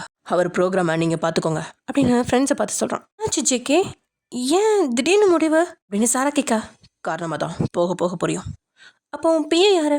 அதான் ஆல்ரெடி ஒருத்தவங்க இருக்காங்களே, உங்களே கண்டினியூ பண்ண போகிறாங்க. சாமி உங்களுக்கு எந்த ஹெல்ப்பாக இருந்தாலும் பண்ணுங்கள். அவங்க ட்ரெயின் ஆகிற வரைக்கும் என்னோட பிஏ ஒர்க்கையும் அவங்க கூட சேர்ந்து பார்த்துக்கோங்க. ஓகே சார் அப்படின்னு சாமி போய் வேலையை பார்க்க போயிட்டாரு. இவ்வளோ ஒழிச்சு கட்டணும்னு பார்த்தா மேலே மேலே வராளே, சீக்கிரம் ஏதாவது பண்ணணும் அப்படின்னு மூர்க்கத்தமாக யோசிச்சுட்டு இருக்கா சாரா. அப்புறம் அவங்களோட வேலையை பார்க்க போயிட்டாங்க. ஈவினிங் டைம் ஜேகேக்கு ஒரு ஃபோன் வருது. அந்த ஃபோனில் சொன்னதை கிட்டத்துமே அவன் மகிழ்ச்சி அடைகிறான். அவனை அறியாமலேயே அவனோட முகத்தில் சிரிப்பு வருது. ரொம்ப நேரம் சந்தோஷமாக இருக்கான். தாயை கண்ட பிள்ளை மாதிரி அவ்வளோ ஹாப்பியாக அவனுக்கு. வயன் ஆச்சரியமாக பார்க்குறா. என்னடா ஹிட்லர் முகத்தில் இவ்வளோ சந்தோஷம், இதுக்கு முன்னாடி இப்படிப்பட்ட மூஞ்சி நான் பார்த்ததே இல்லையே. சிரிச்சா கூட அழகாக தான் இருக்கான், ஆனால் இந்த முகம் ஏன் வெளியே வந்ததுன்னு தெரியலையே, அப்படி என்னவா இருக்கும் அப்படின்னு யோசிக்கிறான். அந்த சந்தோஷத்துலேயே ஜேகே எழுந்து வெளியில் போனவன் போகும்போது மசன்னு உட்காந்துருக்காமா, வா என் கூட அப்படின்னு வயனை பார்த்து சொல்ல, அதானே பார்த்தேன், எவ்வளோ சந்தோஷமாக இருந்தாலும் நம்மளை திட்டிக்கிட்டே தான் இருப்பான் அப்படின்னு வாய்க்குள்ள முணங்கிக்கிட்டு ஹேண்ட்பேக் எடுத்துக்கிட்டு அவன் பின்னாடி ஓடுறான். காரை ரொம்பவே ஹாப்பியாக ஓட்டுறான். அவனை இந்த ஒரு தோற்றத்தில் அவள் பார்த்ததே இல்லை. அவளுக்கே ஆச்சரியமாக இருக்குது. என்னடா இது கால கொடுமையாக இருக்குது, ஹிட்லர் வேறு மாதிரி இருக்கானே, இவனுக்கு சிரிக்க கூட தெரியுமா அப்படின்னு அவனை ஆச்சரியமாக பார்த்துட்டு இருக்கா வயன். கொஞ்சம் தூரம் போனதுமே காரை நிறுத்துறான். அங்கே இந்த ஃப்ளவர் ஷாப்பை பார்த்து அங்கே போய் பிங்க் கலர் ஃப்ளவர் பொக்கே வாங்கிட்டு வா. மறுபடியும் எதுவும் சொல்லாமல் வாங்கிட்டு வரா. அப்புறம் ஒரு கடையை நிறுத்தி சாக்லேட்ஸ்லாம் வாங்கிட்டு வா. ஃப்ளவர் ஓகே, எதுக்கு சாக்லேட்? சொன்னது செய், என்னை கேள்வி கேட்குற அதிகாரம் உனக்கு யார் கொடுத்தா? போ. அவளும் போய் பெரிய சாக்லேட் ஒன்று வாங்கிட்டு வரா. சார் இதெல்லாம் எதுக்குன்னு தெரிஞ்சுக்கலாமா? இதெல்லாம் உனக்கு தேவையில்லாதது, பேசாம வா. சரி போனால் தெரிஞ்சிட போகுது, அங்கே போய் பார்த்துக்கலாம் அப்படின்னு அமைதியாக வரா. யார் ஒரு இடத்துல வந்து நிற்கிது, அது என்னென்னு பார்த்தா ஏர்போர்ட்டு. இங்கே எதுக்கு கூட்டிகிட்டு வந்திருக்கான், யார் வரா அப்படின்னு யோசிச்சுக்கிட்டே அவன் இறங்கி கீழே நிற்க இவ்வளோ உள்ளே உட்காந்துட்டு இருக்கா. ஏய் உனக்கு ஏதாவது கதவை திறந்து விடணுமா? அவளுக்கு ஒன்றுமே புரியல. இல்லை சார் நானே திறந்துக்கிறேன். அவன் அவளை பார்த்த, அப்போ இறங்கி தொலை, மகாராணி மாதிரி உள்ளே உட்காந்துருக்காத. ஐயோ சாரி சார் அப்படின்னு சிரிச்சு வச்சு இறங்கி நிற்கிறா. அவள் கையில் வாங்கிட்டு வந்த அந்த பொக்கேவும் சாக்லேட்டும் இருக்குது. 2 பேரும் உள்ளே போகிறாங்க. அப்போ தான் அங்கே சொன்ன ஃப்ளைட் வந்து இறங்குச்சு. அதில் எல்லாருமே போயிட்டாங்க. ஆனால் ஜேகே எதிர்பார்த்த அந்த முகம் மட்டும் வரவே இல்லை. ஜேகேயோட முகத்தில் அவ்வளோ மகிழ்ச்சி, யாரையும் ரொம்ப எதிர்பார்த்து காத்துட்ருக்கான். அவனோட இந்த புது முகம் பையனுக்கு ரொம்பவே வியப்பாக இருக்குது. அவளையும் அறியாமல் அவனை ரசித்து பார்த்துட்டு இருக்கா. இதுதானே வரதா சொன்னாங்க, இன்னும் ஆலய காணமே அப்படின்னு ஜேகேயோட முகம் அடி போயிடுச்சு. அப்போ பின்னாடி 2 பேரோட முதுகுக்கு பின்னாடி யாரோ 2 பேர் துப்பாக்கி வச்சு ஹேண்ட்ஸ் அப் அப்படின்னு சொல்ல வயன் பயந்தேட்டா. ஐயோ துப்பாக்கியா? சார் என்னை ஒன்றும் பண்ணிடாதீங்க சார், நான் பாவம் சார், ஒன்றும் தெரியாத பொண்ணு சார், இவரை வேணாலும் கொல்லுங்க சார், இவர் தான் bad boy sir, Hitler sir, எல்லாரையும் கொடுமைப்படுத்துவார் சார், அதை விட்டுட்டு என்னை போய் கொல்ல போகிறீங்களே சார், ப்ளீஸ் சார் என்னை விட்டுருங்க அப்படின்னு அழுகிறா. ஜேகே அவளை பார்த்து முறைக்கிறான். போங்க சார், முறைக்காதீங்க சார், நானே சாக போகிறேன், இனி உங்களை பார்த்துலாம் பயப்பட மாட்டேன், தீவிரவாதி சார், இவரை முதல்ல கொல்லுங்க அப்படின்னு அழுது ஜேகேவை போட்டு கொடுத்துட்ருக்கா. அப்புறம் கொஞ்சம் நேரம் அமைதிக்கு அப்புறம் அங்கே சிரிப்பு சத்தம் தான் கேட்குது. 2 பேரும் திரும்பி பார்க்குறாங்க. அங்கே 2 பொண்ணுங்க நின்றுட்டு சிரிச்சிட்டு இருக்காங்க. ஜேகேவும் அவங்கள பார்த்து சிரிக்கா. ஜேகே அப்படின்னு அவளை கட்டிக்கிட்டா. தியா எப்படி இருக்கடா? நான் சூப்பராக இருக்கேன் ஜேகே. ஏய் எத்தனை முறை சொல்லியிருக்கேன் மாமனை கூப்பிடுன்னு அப்படின்னு ஜேகேயோட அக்கா தன் மகளை கணிச்சிட்டு இருக்கா. இவங்க 3 பேரையும் கணிச்சு மட்டமாக பார்த்துட்டு இருக்கா. என்னடா இது, இங்கே என்ன நடக்குது? தீவிரவாதின்னு நினச்சி நான் வேற இவனை மாட்டி விட்டேனே, ஐயோ இவன் என்ன பண்ண போகிறானோ அப்படின்னு யோசிச்சுட்டு இருக்கா. ஓ மம்மி, நான் ஜங்குக்கை ஜேகேன்னு தான் கூப்பிடுவேன் அப்படின்னு அவனை இன்னும் இருக்கே அணைச்சு தாமாவை திட்டா. 7 வயசு தியா. அப்புறம் வயனை பார்த்த, ஜேகே இந்த லூஸ் அக்கா யாரு? சும்மா விரல வச்சு துப்பாக்கின்னு சொன்ன உடனே பயந்து போயிடுச்சு பாப்பா அப்படின்னு சிரிக்கிறா. சே குழந்தை கூட இப்படி நம்மளை அசிங்கப்படுத்துதே அப்படின்னு வயன் தன்னை நொந்துக்கிட்டான். ஏய் தியா, பெரியவங்களா அப்படிலாம் பேசக்கூடாது அப்படின்னு தன் மகளை அதட்ட. விடுங்கக்கா, அவள் உண்மையாலுமே லூஸ் தான் அப்படின்னு ஜேகேவும் சொல்கிறான். வயன் அவனை பார்த்து முறைக்கிறான். ஜேகே என் சாக்லேட்டுங்க. இந்தாங்க குட்டி பாப்பா அப்படின்னு ஒயின் சிரிச்சுக்கிட்டே அவகிட்ட கொடுக்க. Thanks aunty. ஆமாம் ஜேகே இவங்க யாருன்னு ஜேகேயோட அக்கா கேட்கா. என்னோட பிஏ அப்படின்னு ஜேகே சொன்னதும் புதுசாக இருக்கு, உங்ககிட்ட ஒரு பொண்ணு அதுவும் பிஏவா வேலை பார்க்குறா, அதிசயமாக இருக்கு அப்படின்னு காதை கடிக்கிறா. அக்கா எங்கள் ப்ரொஃபஸர் சார் சொன்னாருக்கா, அவர் என்ன சொன்னாலும் என்னால் மீற முடியாது, அதனால தான் வேலைக்கு சேர்த்துக்கிட்டேன். என்னமோ சொல்கிறேன் ஆனால் நம்ப முடியல போ அப்படின்னு பேசிக்கிட்டே காரை வந்தடைகிறாங்க. எல்லாரும் காரில் உட்கார கார் புறப்படுது. அக்கா மாமா இல்லையா? இல்லைடா நாங்கள் மட்டும்தான் வந்தோம். நாங்கள் இங்கே தான் இருக்க போகிறோம் தெரியுமா அப்படின்னு அந்த குட்டிச்சலம் சொல்ல. அப்படியே சொல்லும் சூப்பர். அவன் கண்ணாடி வழியா அவனோட அக்காவை பார்க்க அவன் முகம் சோகமாக இருக்கு. என்னாச்சுக்கா? ஒன்றும் இல்லைடா, அவள் சொல்கிறது சரிதான், இங்கேயே செட்டில் ஆக்கலான்னு இருக்கோம். சரிக்கா அப்படின்னு காரை தான் வீட்டுக்கு ஓட்டுறான். அவங்க இருந்த சோகத்தில் அதை கவனிக்கல. அப்புறம் வீடு வந்ததும், டேய் இங்கே ஏன்டா கூட்டிகிட்டு வந்த, வீட்டுக்கு விடுறா, அண்ணக்கு தெரிஞ்சா திட்டுவாரு. பரவாயில்ல, நானும் தம்பி தானே, எங்கேயோ இருக்கலாம். இல்லைடா அது ஒன்றும் பேசாதா வா அப்படின்னு கூட்டிகிட்டு போகிறான். எல்லாருமே உள்ளே போனதுக்கப்புறம் அங்கே அவனோட ஃப்ரெண்ட்ஸ் எல்லாம் இருக்காங்க. அப்படியே எல்லாரும் ஆச்சரியமா, டேய் நீங்கள் எப்படா வந்தீங்க, அக்கா நீங்கள் எப்பக்கா வந்தீங்க அப்படின்னு சொல்லி பேசிட்டு பேசிட்டு உட்காந்து ஜூஸ் குடிச்சிட்டு இருக்காங்க. ஜேகே உனக்கு பிஸ்னஸ்லாம் எப்படி போகுது அப்படின்னு ஜேகேயோட அக்கா கேட்க, அதெல்லாம் நல்லா போகுது. சொல்லு, நீ ஏன் சோகமாக இருக்க, எப்போவும் மாமா கூடவே தானே வருவ? அப்படியெல்லாம் ஒன்றும் இல்லைடா, அவருக்கு கொஞ்சம் வேலை, அதான் நான் வந்தேன். இல்லை ஜேகே, அம்மா பொய் சொல்கிறாங்க. அம்மாக்கும் அப்பாவுக்கும் ரொம்ப சண்டை. அம்மா அப்பா கூட பேச மாட்டேன்னு சொல்லிட்டாங்க அப்படின்னு தியா சொல்கிறா. அப்படி சொன்னதுமே ஜேகேவோட அக்காவுக்கு என்ன சொல்கிறதுனே தெரில. சோகமும் முகத்தை கீழே தொங்க போட்டுக்கிட்டாங்க. இவங்க தனியாக பேசணும் அப்படின்னு சுதாரிச்ச வயன், பாப்பா வெளியே நிறைய ஃப்ளவர்ஸ்லாம் இருக்குது, போய் பார்க்கலாமா? ஓ எஸ் அப்படின்னு வயன் கூட ஓடி வந்துட்டா. டேய் நீங்களும் இங்கே எதுக்கிட்ட உட்காந்துட்டு இருக்கீங்க, வாங்கடா போய் பார்க்கலாம் அப்படின்னு வயன் கேட்க, அவங்க 2 பேரும் புரியாமல் வயனை பார்த்து, கொன்னுடுவேன் வாடா அப்படின்னு சொல்ல, சரி அப்படின்னு சொல்லிட்டு இவங்களும் வெளியில் வந்துட்டாங்க. அம்மாடி விட்டா பத்திரக்காளியாக மாறிடுவா போலையே, வயன் இரு நாங்களும் வரோம் அப்படின்னு அவங்க பின்னாடி எழுந்து ஓடிட்டாங்க. அவங்க 2 பேருக்கும் தனிமை கிடைச்சது. ஏண்டா அவங்களே தனியாக பேசணுன்னு தான் நான் பாப்பாவை கூட்டிகிட்டு வரேன், நீங்களும் தடிமாறு மாதிரி உட்காந்துட்டு இருக்கீங்க, அறிவில்லையா அப்படின்னு வயன் கேட்க, ஏமா உன்ன மாதிரி அறிவு எங்களுக்கு இருந்தா நாங்கள் ஏமா இங்கே இருக்கோம், விடு விடு அதான் வந்துட்டோம்ல அப்படின்னு ஜின் சொல்ல, 3 பேரும் அப்படியே கார்டனில் பூச்செடி பறவைன்னு எல்லாத்தையும் பார்த்துட்டு இருக்காங்க. உள்ள என்னாச்சுக்கா சொல்லு. இல்லை ஜேகே, அவருக்கு தொழிலில் ரொம்ப நஷ்டம் ஆயிடுச்சு, பார்ட்னர்ஸ் எல்லாம் ஏமாந்துட்டாங்க. இப்போ அந்த ஹாஸ்பிட்டல் அவர்கிட்டயே இல்லை, அதனால நாங்கள் 2 பேரும் அந்த ஹாஸ்பிட்டலை விட்டு நின்றுட்டோம்.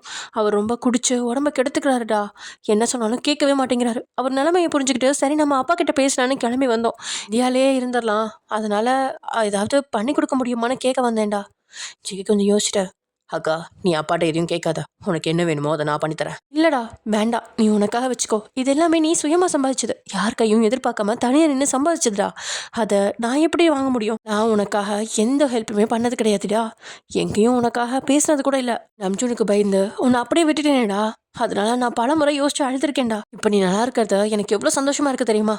இந்த அளவுக்கு என் கூட அன்பா இருக்கிறதே போதும், வேற எதுவுமே வேணாம்.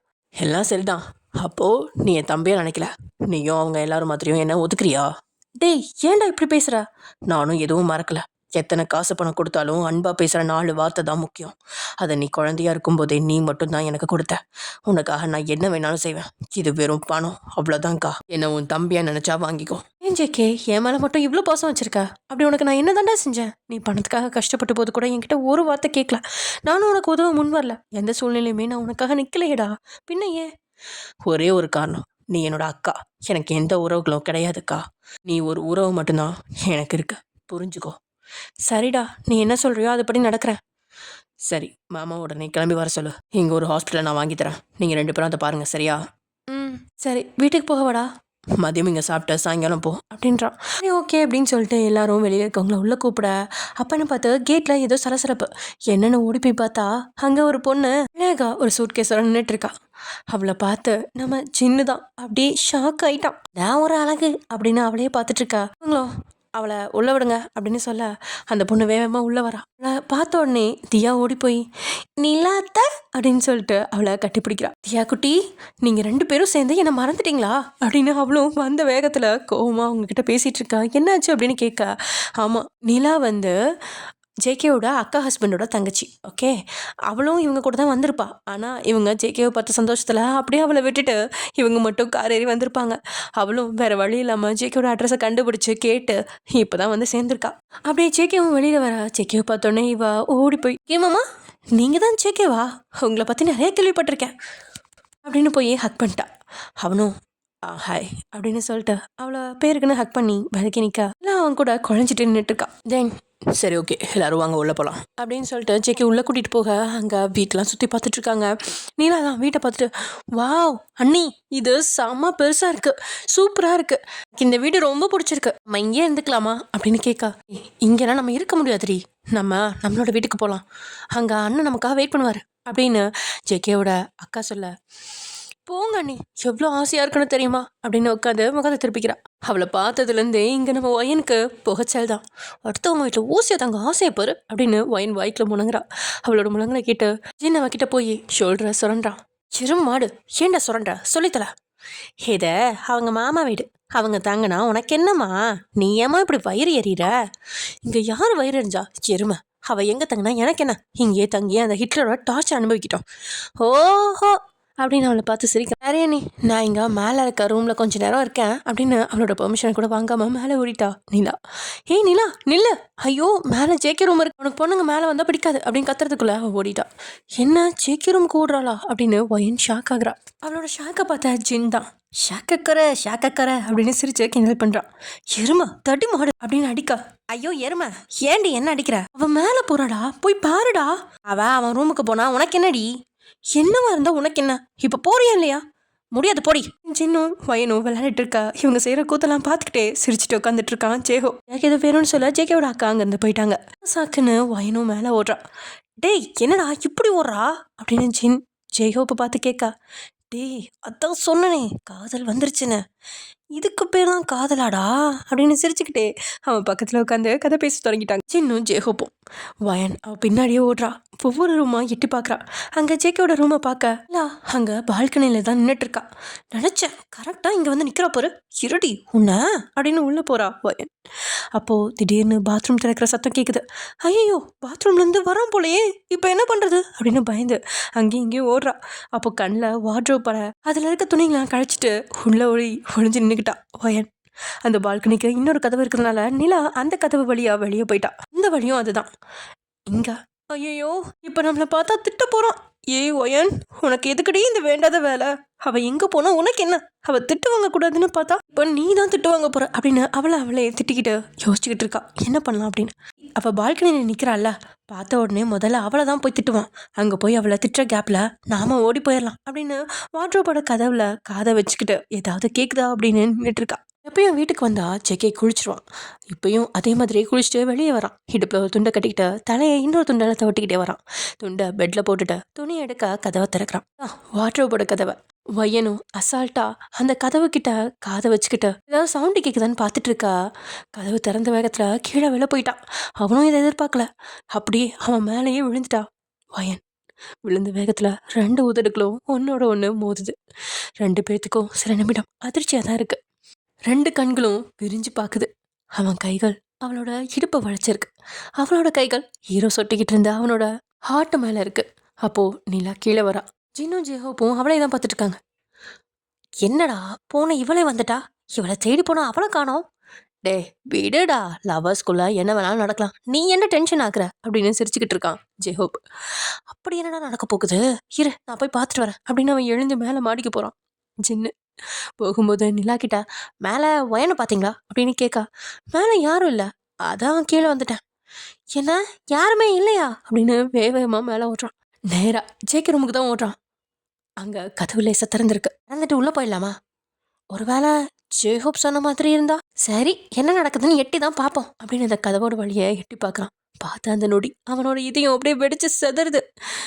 அங்கே 2 பேரும் கீழே விழுந்து கிடக்கிறதையும் முத்தம் கொடுத்துட்டு இருக்கிறதையும் பார்க்குறான். அடப்பாவி, பொண்ணுங்களே பிடிக்காதுன்னு சொல்லிட்டு இப்படி பண்ணுறானே, இவனை போல நமக்கு ஒரு சான்ஸ் கிடைக்க மாட்டேங்குது அப்படின்னு புலம்பிக்கிட்டே போகிறான். போகும்போது அங்கேருந்து ஃப்ளவர் வாஷ் அடிச்சதில் சத்தம் கேட்குது. சின்ன கீழே போய் ஜேஹோ பக்கத்தில் உட்காரான். அவனை பார்த்தா அவன் முகம்லாம் பேய் அடித்த மாதிரி இருக்கு. ஏன் இவன் இப்படி இருக்கான் அப்படின்னு யோசிச்சு, டேய் என்னாச்சு ஒயனங்க? ஜின்னு எதுவுமே பேசல. திரும்ப அடிச்சு கேட்கா. ஹாலில் எல்லாரும் உட்காந்துதால அவன் காதில் பார்த்ததை சொல்கிறான். ஜேஹோப்புக்கு அதிர்ச்சியாக இருக்கு. என்னடா சொல்கிற, அப்படியா இருந்தாங்க அப்படின்னு ஜின் தலையசைக்கிறான். லவ்வர்ஸ் மாதிரி இருக்காங்களே டவுட் தானடா பட்டோம். நடக்கிறது எல்லாமே பார்த்தா குழந்தையோட தான் கல்யாணமே பண்ணிப்பாங்க போல. என்னமோ போடா, எனக்கு ஒன்றும் புரியல அப்படின்னு இங்கே இவங்க பேசிகிட்டு இருக்க. அங்கே மாடியில் அந்த ஃப்ளவர் வாஷ் இடித்த சத்தத்தில் தண்ணியில் அடைஞ்ச வயன் தன்னை கண்டு அதிர்ச்சி தான் ஆகுறான். டக்குன்னு அவன் கிட்ட இருந்து அவளோட லிப்ஸ் பிரிக்கா. அந்த உதட்டு செவந்துதான் இருக்கு. ஏனோ அவன் உதட்ட பார்த்துட்டு இருக்கா. வெறும் ஒருத்தவங்க மேலே ஒருத்தங்க படுத்திருக்காங்க. அவன் கண்ணில் என்னதான் இருந்துச்சோ அவனையும் பார்த்துட்டு இருக்கா.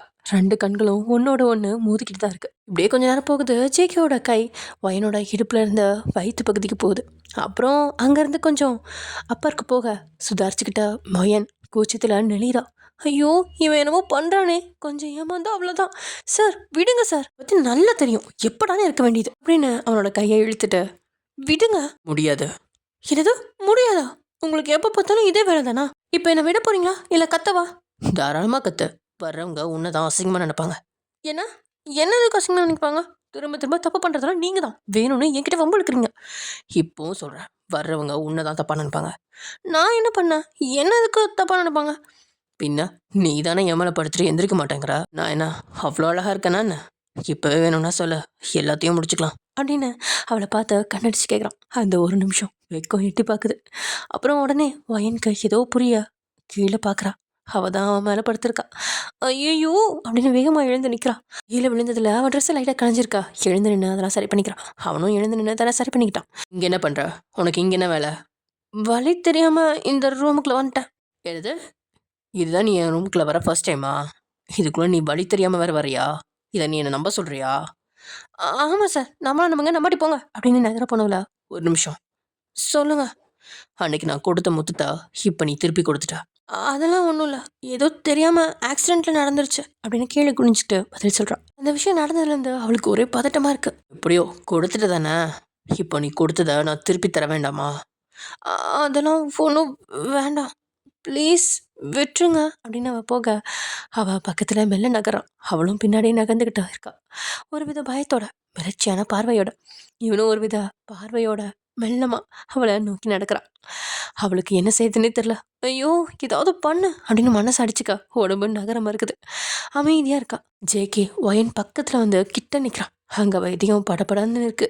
அவன் என்ன செய்ய போகிறானோ அப்படின்னு ஒரு வித பதட்டத்தோட நின்றுட்டுருக்கா. கண்களை உருட்டி உருட்டி பயத்தில் தொண்டையெல்லாம் எச்சு முழுங்கிட்டு. அப்போ பலார்னு ஒரு சவுண்டு. வயனோட கண்கள் விரிஞ்சு நிற்குது. கிட்ட போன ஜேகே அவளோட கன்னத்தில் ஒரு அறை அரைஞ்சிட்டான். அந்த அடியை வாங்கி பேய் பார்க்குற மாதிரி நின்றுட்டு இருக்கா வயன். என்ன பார்க்குற? எனக்கு எப்பயுமே வாங்குறத கொடுத்து தான் பழக்கம். எவ்வளோ தைரியம் இருந்தால் ஏன் ரூமுக்கு வந்து என்கிட்டயே இப்படி நடந்திருப்ப? சார், வழி தவறி வந்து. ஓ, இந்த ரூம் யாருதுன்னு உனக்கு தெரியாது. இதுக்கு முன்னா நீ வந்ததே கிடையாது. இதை என்ன நம்ப சொல்றியா? அவன் இப்படியெல்லாம் பேசுவான் அப்படின்னு வயன் எதிர்பார்க்கவே இல்லை. அவன் பேசிக்கிட்டே போனதில் கடுப்பான வயன், ஐயோ சார், நிலா இந்த பக்கம் வந்தாங்க, அவங்கள தேடி தான் நான் வந்தேன். உங்கள் சத்தம் வரவும் நீங்கள் திட்டுவீங்கன்னு ஒளிஞ்சுக்கிட்டேன். இந்த நேரத்தில் நீங்கள் குளிப்பீங்கன்னு எனக்கு என்ன தெரியும்? தெரிஞ்சிருந்தா வேற பக்கம் ஒளிஞ்சிருப்பேன். எல்லாம் என் நேரம் அப்படின்னு அடிச்ச கன்னத்தில் கை வச்சு பேசிட்டு இருக்கா. இது என்ன நம்ப சொல்றியா? ஐயோ சாமி, திரும்ப மழை ஏற போகுது அப்படின்னு யோசிச்சு பயந்து, நம்மளா நம்புங்க இல்லாட்டி போங்க அப்படின்னு அவனை தள்ளி விட்டு ஓடுறான். அவனோட ரூமை விட்டு வெளியே வந்து போனான். அவளுக்கு உயிரே வருது. என்ன அடி வேணும்னே பண்ணுறான். நம்ம அவனை பழி வாங்க நினச்சா நம்மள அவன் பழி வாங்கிட்டான். எல்லாத்துக்கும் ஊமலை தான் வயன். நீ எதுக்கு அவன் ரூமுக்கு போன? அதனால தான் இதையே சாக்க வச்சு நம்மளை அடிச்சிட்டான் அப்படின்னு மனசில் புலம்பிக்கிட்டே கன்னத்தில் கை வச்சுக்கிட்டே கீழே இறங்கி வரா. அவள் வரதை பார்த்தா ஜின் அவளை குறும்பு பார்வை பார்க்குறான். கன்னத்தில் கை வச்சுட்டு வர, ஒருவேளை அங்கேயும் கொடுத்துருப்பானோ, அப்போ மாறி மாறி கொடுத்துருக்கான் அப்படின்னு தனக்கு தானே ஏதோ பேசிட்டு சிரிச்சிட்டு இருக்கான். அவன் பக்கத்தில் வந்து உட்கார, என்ன மேடம் முகம்லாம் சவந்திருக்கு, அப்படி மேலே என்ன நடந்துச்சு அப்படின்னு சிரிச்சுட்டே கேட்க, அவள் அவனை பார்த்து முறைக்கிறான். நானே அடி வாங்கிட்டு வந்திருக்கேன், இவன் வேற என்னை கலாய்க்கிறானே அப்படின்னு மனசுக்குள்ள அவனை திட்டிகிட்டு இருக்கா போயன். ரொம்ப முறைக்காத, மேலே நடந்த எல்லாத்தையும் நான் பார்த்துட்டு தான் இருந்தேன். அப்படி என்ன பார்த்த? ஏச்சுத்தான் கண்ணத்தில் ஏச்சுத்தான் அப்படின்னு செய்கியோட சிரிச்சுக்கிட்டு அவளை பார்த்து பாடுறான் சின்ன. அப்போ நீ மேலே வந்த? ஆமாம். அப்போ என்ன நடந்ததுன்னு பார்த்தேன். ரெண்டு பேரும் கீழே கிடந்ததை பார்த்தேன். சண்டை போடுறேன் பிடிக்காதுன்னு சொல்லிட்டு இப்படி லவ்ல விழுந்துட்டீங்களே, உங்களுக்கு ரொம்ப தான் குசும்பு அப்படின்னு அவளை இடிக்கிறான். நீ பார்த்தது ட்ரெய்லர் தான், முழு பிக்சர் காமிக்கவா? ஓ, அதுக்கப்புறம் வேற நடந்துச்சா? ஜேகே என்னை இப்படி ஏமாத்திடா, இருமா நான் அவனை போய் என்னென்ன கேட்டு வந்துடுறேன் அப்படின்னு எழுந்து போக அவன் கையை பிடிச்சி இழுக்கிற ஓயன். இரு, அவன்கிட்ட போய் ஏன் கேட்குற, நானே காமிக்கிறேன். அதெல்லாம் வேணாமா, நீ எனக்கு தங்கச்சி மாதிரி, உன்கிட்டலாம் கேட்டால் எனக்கு கஷ்டமாக இருக்கும்ல, நானே போய் கேட்குறேன். இருடா, ஒழுங்காக பார்த்துட்டு போ அப்படின்னு கன்னத்துலேருந்து கை எடுக்கிறா. கன்னத்தில் அவனோட 4 விரல்களும் பதிஞ்சிருக்கு. ஏய் என்னப்பா மருதாணி வச்செல்லாம் விளையாண்டுட்டு இருக்கீங்களா அப்படின்னு பாவமா ஜின்னு கேட்க, எல்லாமே புரிஞ்சுக்கிட்டு ஜேஹோப் எஸ்கேப் அப்படின்னு கத்தி ஓடிட்டான். டேய் எங்கடா போற? ஏ வயன், என்ன அவன் ஏன் இப்படி ஓடுறான்? ஆமாம், அறிவுள்ள புள்ள பழிச்சுக்கிட்டான். ஆனால் நீ அப்படின்னு அவனை சட்டையை பிடிச்சிட்டு, ஏண்டா எரும மாடு, இங்கே ஒருத்தி அடி வாங்கிட்டு வந்தா இச்சுதான்னு பாட்டு வேற பாடுறியா? டே எருமா, அவன் என்னை அடிச்சிட்டான்டா, நீ சந்தோஷப்படுறியா அப்படின்னு அவனை கும்மாங்குத்து குத்துறான். வலிக்குதுடி ஈஸ்டி. டேய் என்னை பார்த்தா உனக்கு பாவமே தெரிலையா? தெரிலடா, எல்லாம் உன்னாலதான்டா, அடி வாங்கடா. ஐயோ அம்மா, நான் என்ன பண்ணேன்? மேலே போனனே என்னை தடுத்துருக்கலாம்ல. ஏண்டி நான் தான் போகாதானே சொல்லிட்டேன்ல, நீ தானடி ஓடுன. சரி ஒருத்தி கடுப்பில் உட்காந்துருக்கிறப்போ உனக்கு என்னடா காமெடி. ஏய் நீ குஜாலா இருந்துட்டு வந்துன்னு நினச்சேன்டி, படுபாவி நாரப்பை. இப்படி அடிப்பான்னு நான் எதிர்பார்க்கலடி, என்னை மடிச்சிடுறி அப்படின்னு அவளை பார்த்து கெஞ்சிரா. சரி பழச்சு போ. ஆனால் நானே எதிர்பார்க்கலடா, அடிச்சிட்டான்டா, வலிக்குது. சரி வா, அடிச்ச இடத்துல ஆயில்மெண்ட்டை போட்டு விட்றேன். போடா பண்ணி, ஒன்றும் வேணாம், நானே கவலையில் இருக்கேன். எதுக்கு? அடிச்சதுக்கா இல்லை முத்தம் கொடுத்ததுக்கா? எருமை மாடு ரெண்டுக்கும் தான்டா. சரி யார் ஆரம்பிச்சா, நீயா அவனா? அவன் நடந்தது எல்லாத்தையுமே சொல்லி முடிக்கிறான். இதான் நடந்ததா? தெரியாம தாண்டா விழுந்தேன், இதுவே சாதகமாக பயன்படுத்தி நான் அடிச்சிட்டான்டா. சரி சரி விடு, அரசியல் இதெல்லாம் சாதாரணம், நமக்கும் ஒரு டைம் கிடைக்கும், அவனை வச்சு செய்வோம்.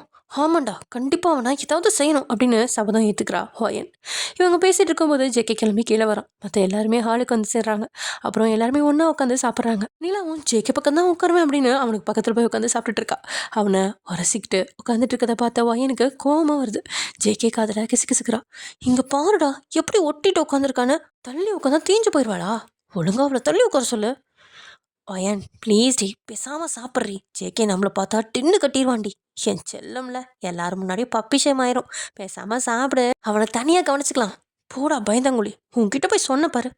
ஆமாம் இது பெரிய தைரியத்தோட சீக்கிரம். இங்கம்னு பார்த்தா எலி நம்ம கிட்ட தான் இப்படி பேசும், அவனை பார்த்தா பம்பிக்கிட்ட நிற்பா, நம்மளா சொல்கிறா அப்படின்னு முணுமுணுத்துட்டே சாப்பிட்றான் ஜின். அப்புறம் சாப்பிட்டு முடிச்சுட்டு என்னோட அக்கா நீலா அப்புறம் தியா 3 பேரும் கிளம்புறாங்க. இல்லைக்கா நானே உன்னை கொண்டாந்து விட்றேன். இல்லைடா அதெல்லாம் ஒன்றும் பிரச்சனை இல்லை. இல்லை நானே உன்னை கொண்டு வந்து விட்றேன், உன்னை விட எனக்கு வேற எந்த வேலையும் முக்கியம் இல்லை அப்படின்னு அவர் அழைச்சிட்டு காருக்கு போகிறான். ஏனோ இங்கே ஜின்னு கூட நின்றுட்டா. உனக்கு வேற தனியாக சொல்லணுமா, காரில் ஏறு.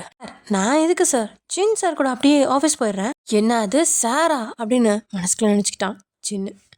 டூ வாட் ஐ சே அப்படின்னு அவளை பார்த்து முறைச்சிக்கிட்டே சொல்ல, அவள் முறைப்பை பார்த்து பயந்தவன் நேராக போய் காரில் உட்காந்துக்கிட்டான். அப்படியே காரு அவங்களோட வீட்டை நோக்கி நகர்த்து.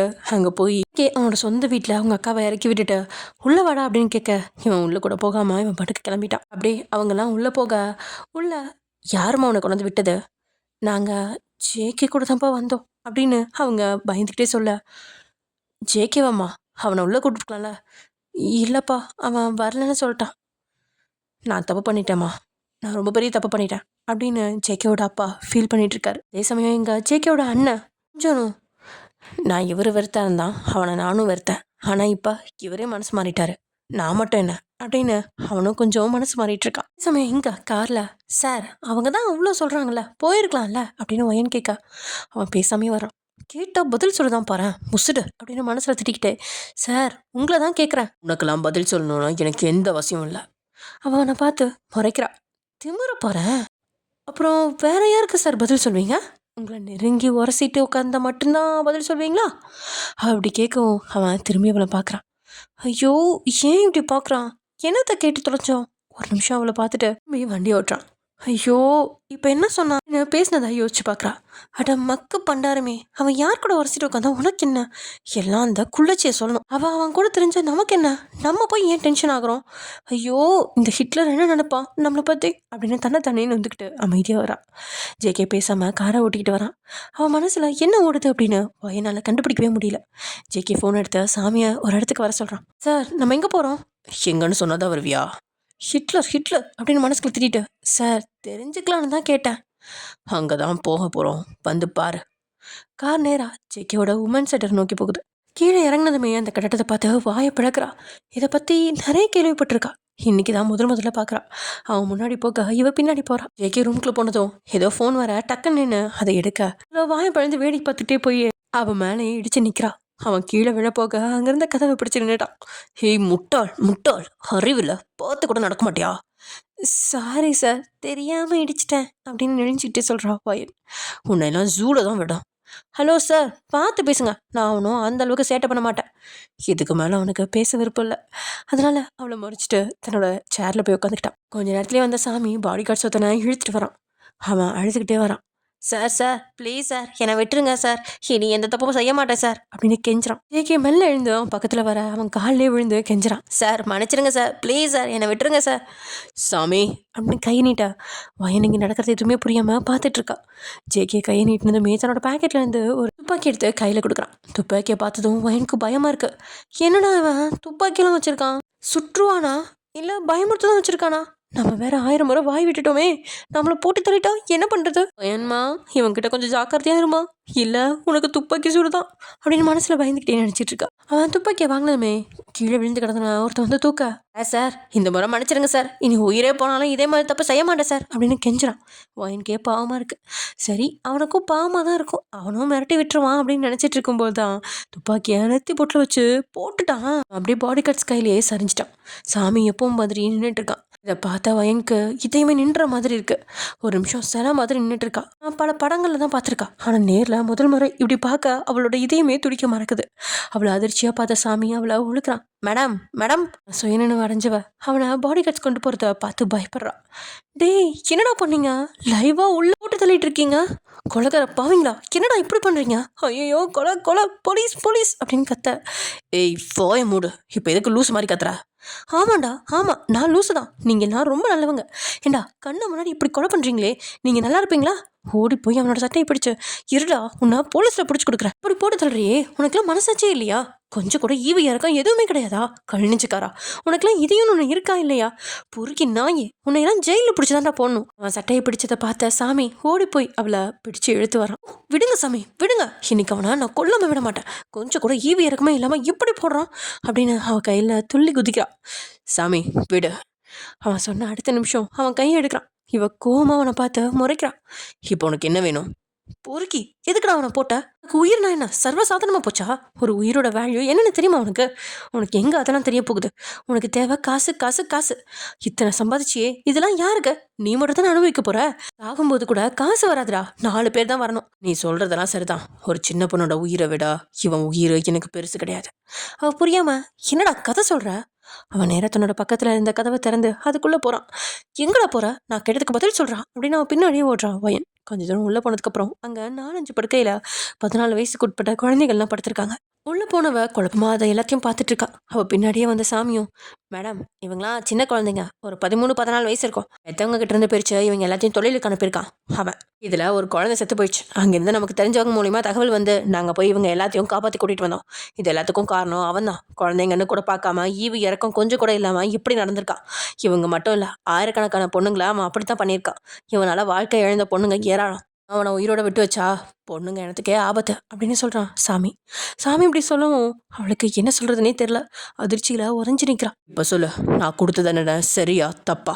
இதுக்கு தானே போலீஸ் அப்படின்னு அவன் இழுக்கா. அவனோட கஸ்டமர்ஸில் போலீஸும் ஒரு ஆள்.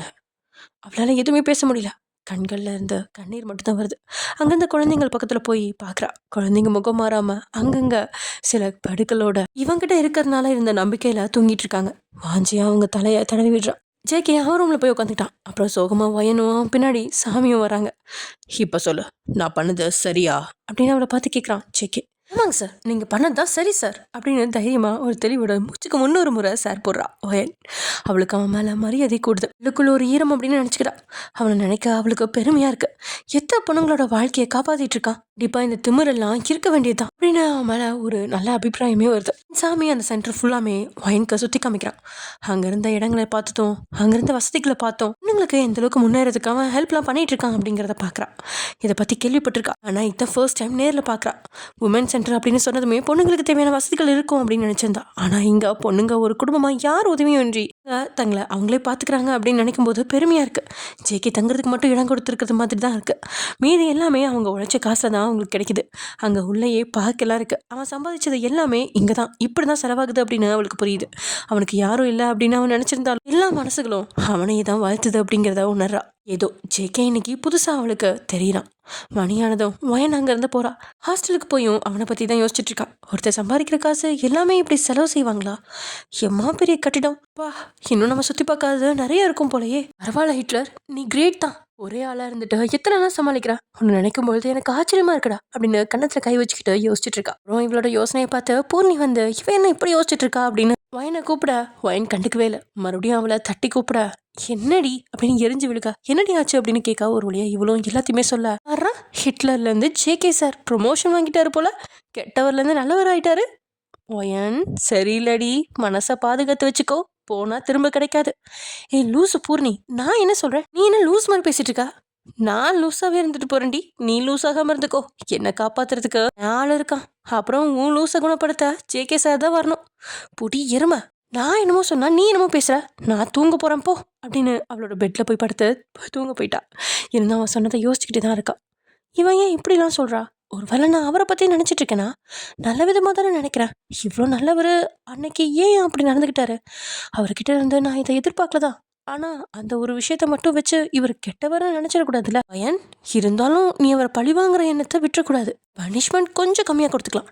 அவனை பழி வாங்கியே தான் ஆகணும் அப்படின்னு சொல்லிக்கிட்டே தூங்குறா. அடுத்த நாள் எப்போதும் மாதிரி கிளம்பி வேலைக்கு போறா. இன்னைக்கு ஏனோ அழகா தனி மேக்கப் பண்ணிக்கிட்டு ஒரு அழகான மலர் மாதிரி போறா.